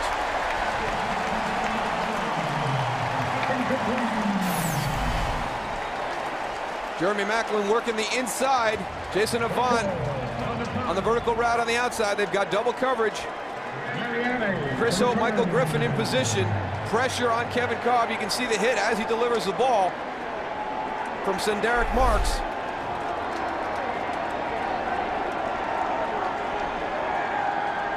Savraka standing back at the goal line.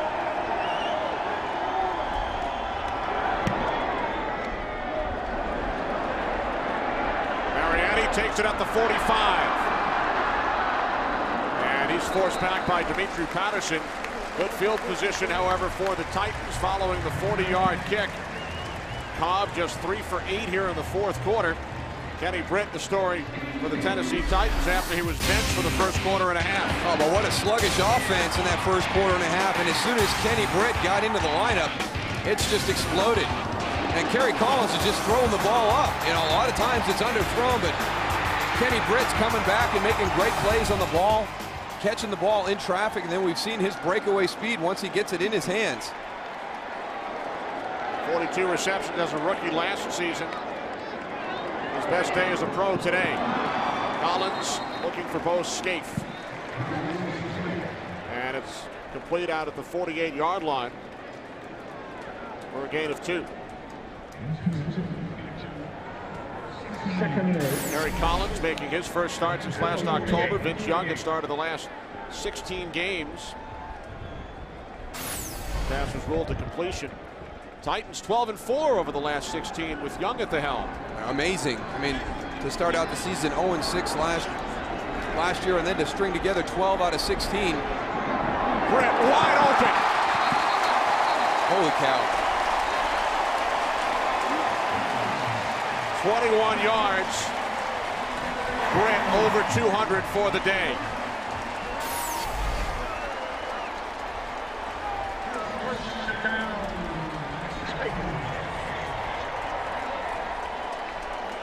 And that's double coverage. You've got Ellis Hobbs underneath, Nate Allen over the top.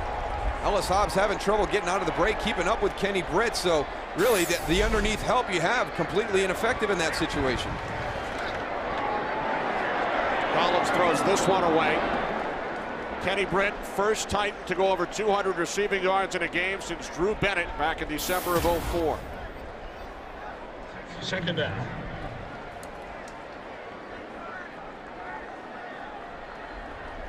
Imagine if he played during the first quarter and a half. Set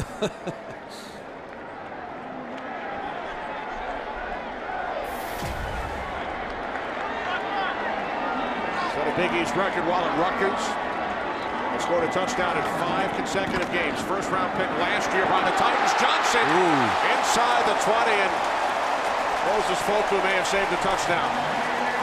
Johnson gains 12, matching his longest run today. Here he is again. He's just really patient, and if you don't have all the gaps covered, he's going to find that seam.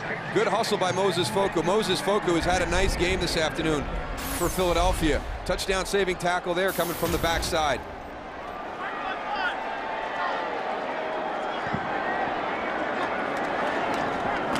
Johnson to the 16.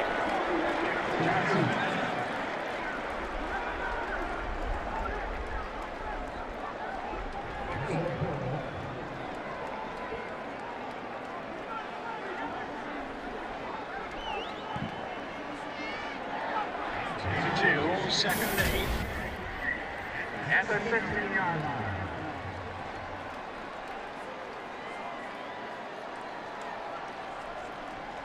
We approach 5 minutes remaining in the fourth quarter. As you see on our Fox box in the upper left, both teams have all 3 timeouts. Second down and 8. Collins, end zone, touchdown. Guess who? Kenny Britt.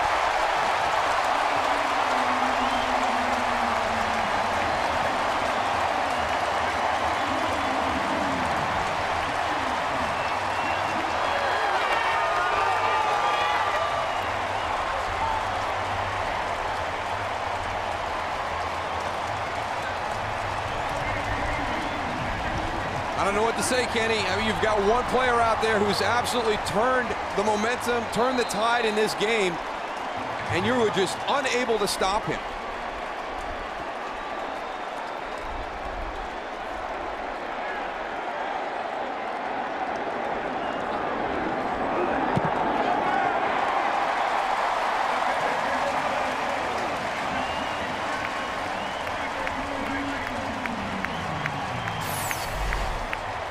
Ellis Hobbs has him on the release, sells him on that little move off the line of scrimmage. You get your eyes on Kerry Collins, and all of a sudden Kenny Britt is behind you.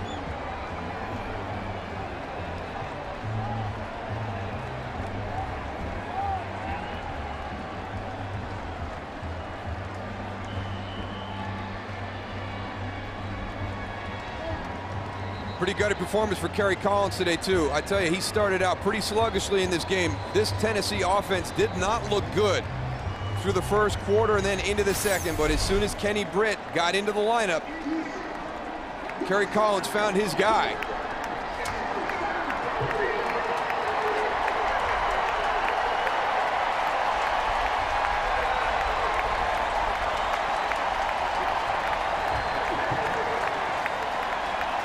Seven receptions, 225 yards, 3 touchdowns.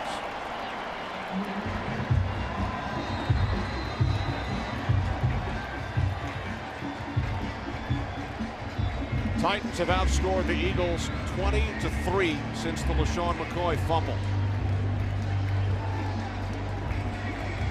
And that was all started by a defensive play. It was Jason Jones on a missed blocking assignment by Philadelphia that caused the fumble by LaShawn McCoy. He impacted the handoff between Kevin Kolb and LaShawn McCoy. You talk about one play turning the tide of a 60-minute game. Had the Eagles scored during that possession, they would have extended their 16-7 lead to 23-7. Almost an insurmountable comeback for the Titans. Instead, everything's gone the other way. Well, who knows the way that Kenny Britt's playing right now. That lead might not have been safe at this point, but there's nothing more demoralizing for a team when you can't stop one facet of a game, one player in a game, and right now that's what has happened to the Philadelphia defense. They cannot stop Kenny Britt. LaShawn McCoy out to the 26 for a gain of 6. We've had back-to-back possessions by this Philadelphia offense without a first down. They've got to do their part. We've talked a lot about the coverage issues with Philadelphia's defense against Kenny Britt, but Marty Morningweg's group right here cannot go 3 and out. They have got to convert and start moving the football down the field. Second down and 4. Kolb fires downfield, and Macklin nearly able to come up with the catch. Let's check in with Kurt Menefee in Los Angeles. Kurt. Kenny, believe this or not, the Bears have had the ball 7 times in the second half. They've turned it over 6 of them. 4 of them interceptions to D'Angelo Hall by Jay Cutler. Ties an NFL record for a Hall. 2-minute warning. Washington still holding on up by just 3 points despite all the turnovers. Kenny Moose. I thought Jay Cutler was past that. He had a tough season last year with the interceptions. I didn't expect to see him struggle with that situation again this year. Incredible second halves today around the league. 3rd down and 4. That pass is broken up, intended for Brett Selleck. It's the former Eagle Will Witherspoon who got a hand on it.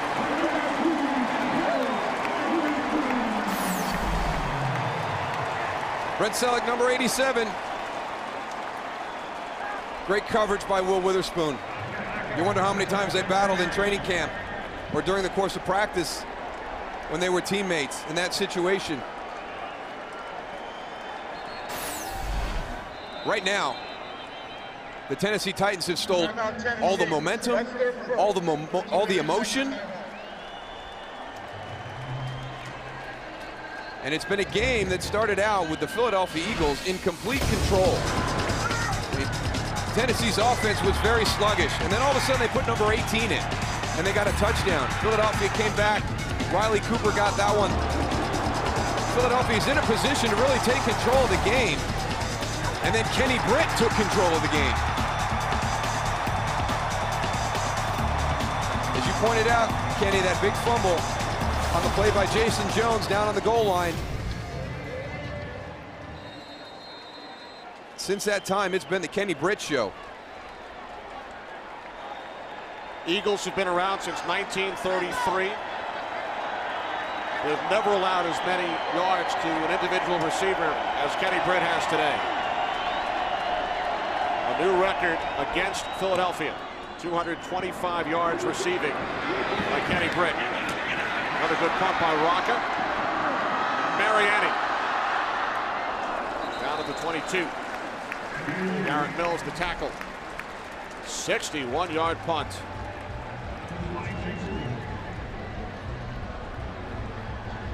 Well, here's one of those special situations during the course of a game. It's called the 4-minute drill. Tennessee has all the components. They've got a great offensive line. They've got an explosive running back. They can milk this clock down and not allow Philadelphia to have another chance. This defense has got to step up and make a play. Still a 1-possession game. Collins handing it off to Johnson. Johnson gains a yard out to the 24. Eagles use their first timeout. Stop the clock with 4 minutes remaining.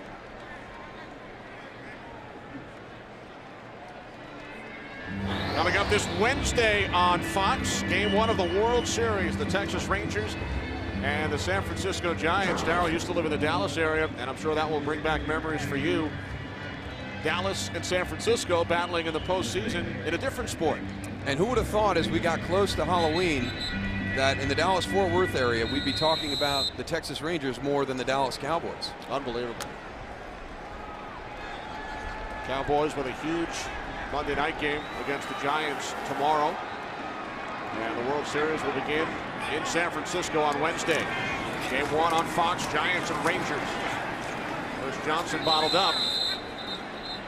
So the Titans now facing a 3rd down and about 8.5, and the Eagles will use their second timeout.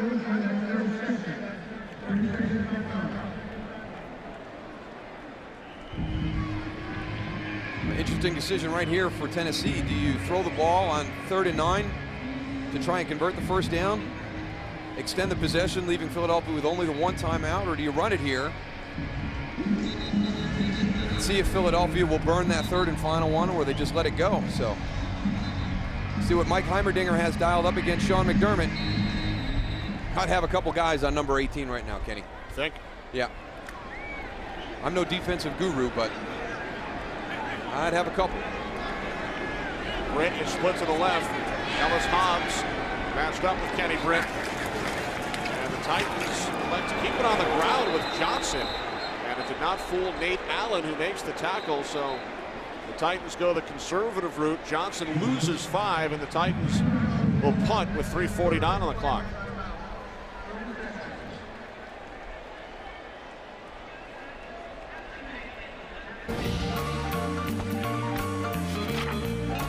Well, weekdays make lunchtime your prime time. Lunch with benefits on foxsports.com. Watch one-of-a-kind sports shows online from your computer Monday through Friday at 1 Eastern. Some people dialing up in order right there. What about that? No. Fall schedule, season 2. Come on. Come on. An Eagle fan and a Titan fan can't agree. How did that happen? So the Eagles have burned all of their timeouts. They will get the ball back, trailing by 8.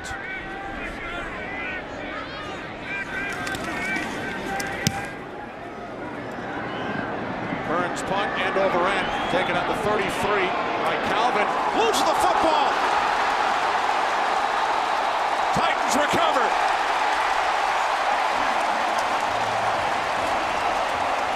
Tim Shaw fell on it.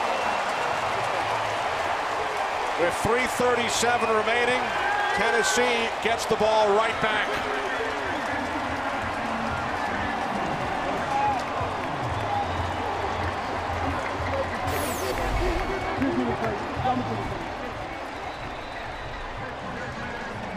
Jorah Calvin has done such a nice job the last couple of weeks. Had a big return last week that sparked the drive. He's had a big kickoff return here today.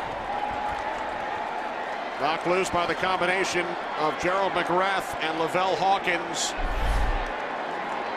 And then recovered by Tim Shaw. So the Eagles out of timeouts. Change of direction by Johnson. Down at the 30, gain of 3.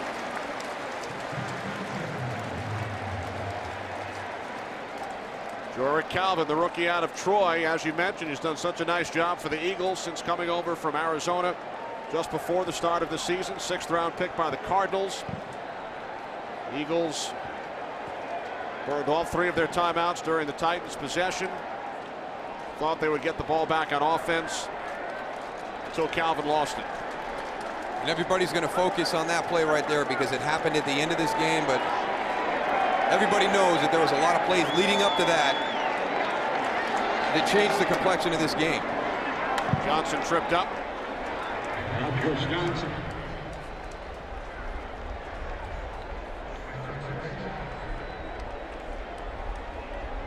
Turnovers late in the game, missed field goals.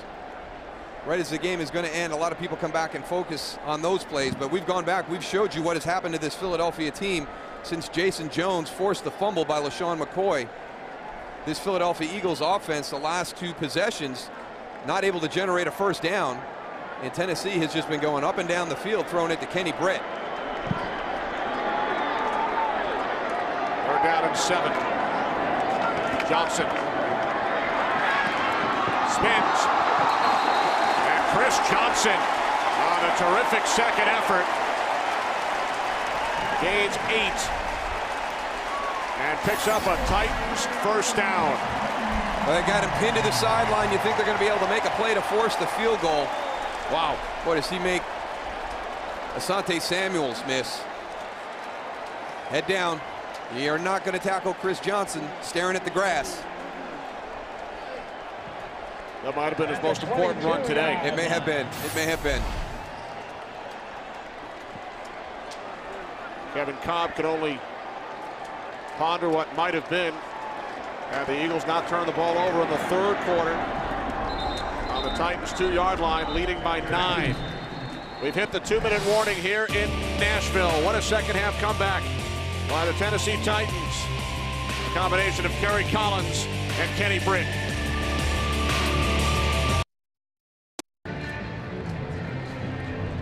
The Tennessee Titans 2 minutes away from standing all alone in first place in the AFC South. They will travel to San Diego next week. Kenny Britt, 3 touchdowns, 225 yards, most ever against the Eagles in one game. Philadelphia with no timeouts remaining as Collins hands it off to Johnson. He's wrapped up by Ernie Sims.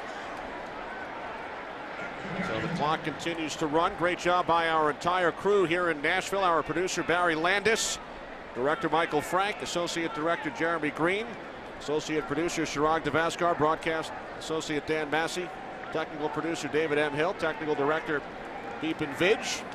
Thanks to Lou Tribbiani, Eric Merlis, Dave Brooks, Matt Banovic, Ricky Camps, and the rest of our crew.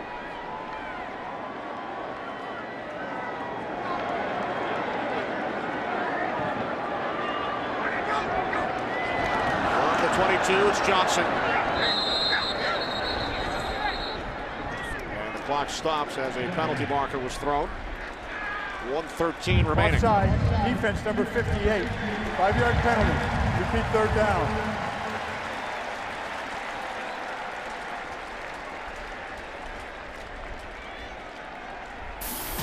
Titans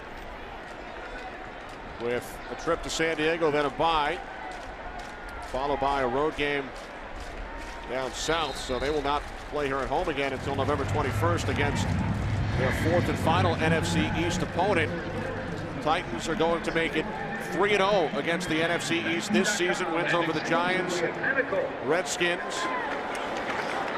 earlier this season. Cowboys. Redskins Cowboys, Giants, yep. Redskins coming up. And this will be their 12th consecutive win over an NFC team. While the Eagles now head to their bye week. And they are 11-0 under Andy Reid coming out of the bye. Well, that will be important because this has got to be a huge disappointment for the Eagles. I mean, they had control of this game, and it slipped away from them. And I know that everybody is kind of looking towards that Indianapolis game for the return of Michael Vick. It'll be interesting to see if he's healthy enough to come back. I think that that's what the whole decision will be based on, is if he's healthy enough to come back.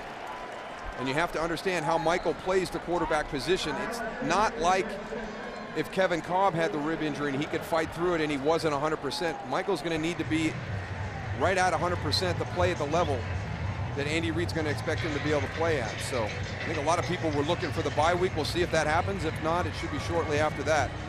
But Andy Reid has said it's Michael Vick's job once he's healthy. Vick has started 3 games this season. Eagles have won 2 of the 3. Injured against Washington back on October 3rd. Kolb led the Eagles to victories over San Francisco and Atlanta. Baronis with 27 seconds remaining. Now to attempt a 33-yard field goal. He is 2 for 2 today.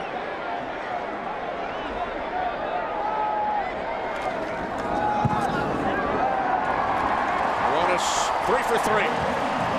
And that will put the exclamation point on this Tennessee Titans victory. Titans have scored 20 points here in the fourth quarter and now lead by 11.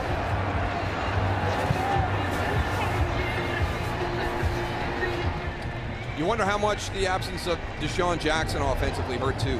When you have Deshaun and Jeremy Maclin together, and you have the style of offense that they've created in Philadelphia with the big plays down the field. I mean, you've lost your big play threat, and there became the big play threat for this afternoon, Kenny Britt. Philadelphia did a great job of slowing down Chris Johnson today, but they had no answer for Kenny Britt. Britt did not play over the first quarter and a half. Second quarter, 26 yards from Collins to Britt, giving Tennessee the lead.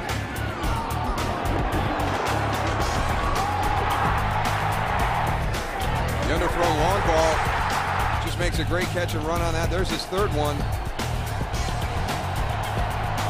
Touchdown receptions of 26, 80, and 16 yards. Eagles actually led this game 19-10 following an Akers field goal early in the fourth. Titans have scored 20 unanswered points. Most receiving yards since the franchise moved to Tennessee, and the most ever in a game by one player against the Philadelphia Eagles.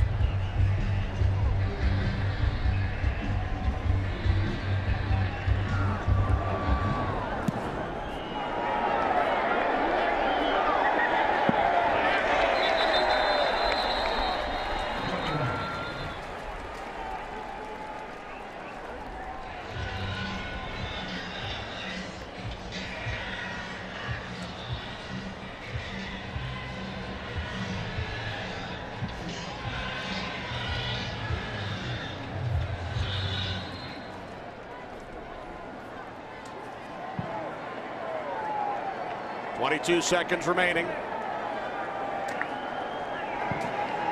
Will it be Michael Vick on November 7th against Indianapolis, when the Eagles return to action following their bye?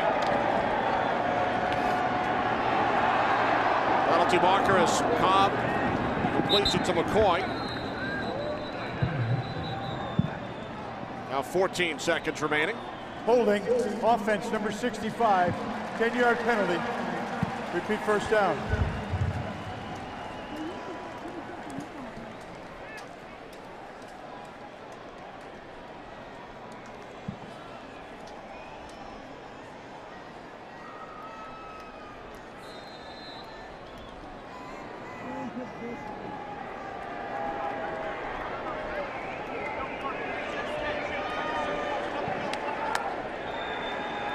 Vince Young, who hopes to return next week when the Titans face the Chargers in San Diego.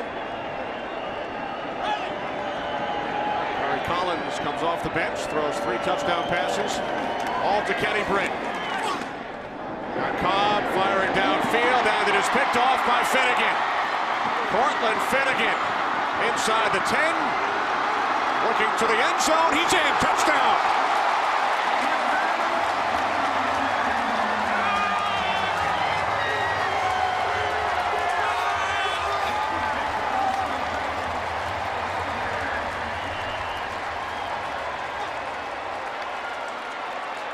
I think a really good teaching tool for Andy Reid to start the bye week would be to show the effort by his offensive players on that interception, and say that I will not tolerate this type of performance at any point during the course of the game. His guys made very little effort to stop Cortland Finnegan. There were fouls by both teams on the play that offset. It was a personal foul, unnecessary roughness, Tennessee. There was also personal foul. The penalties offset. The touchdown counts. We will do the try. We must stay. The rules require that we try the try.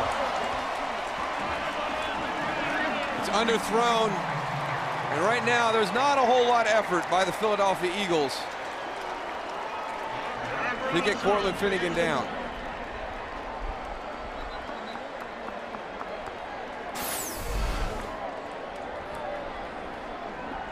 A 41-yard return, his 4th career touchdown. And the Titans have set a franchise record. This is the most points they have ever scored in the fourth quarter of a game.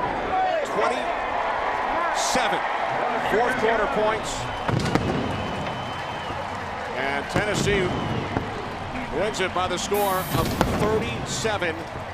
37-19. Kenny Britt, record-setting day, 3 touchdown receptions. Titans win their 12th in a row against an NFC opponent, including a perfect 3-0 this year.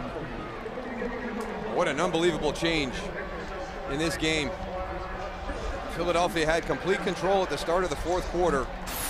Tennessee hung in there, and then it just became the Kenny Britt show.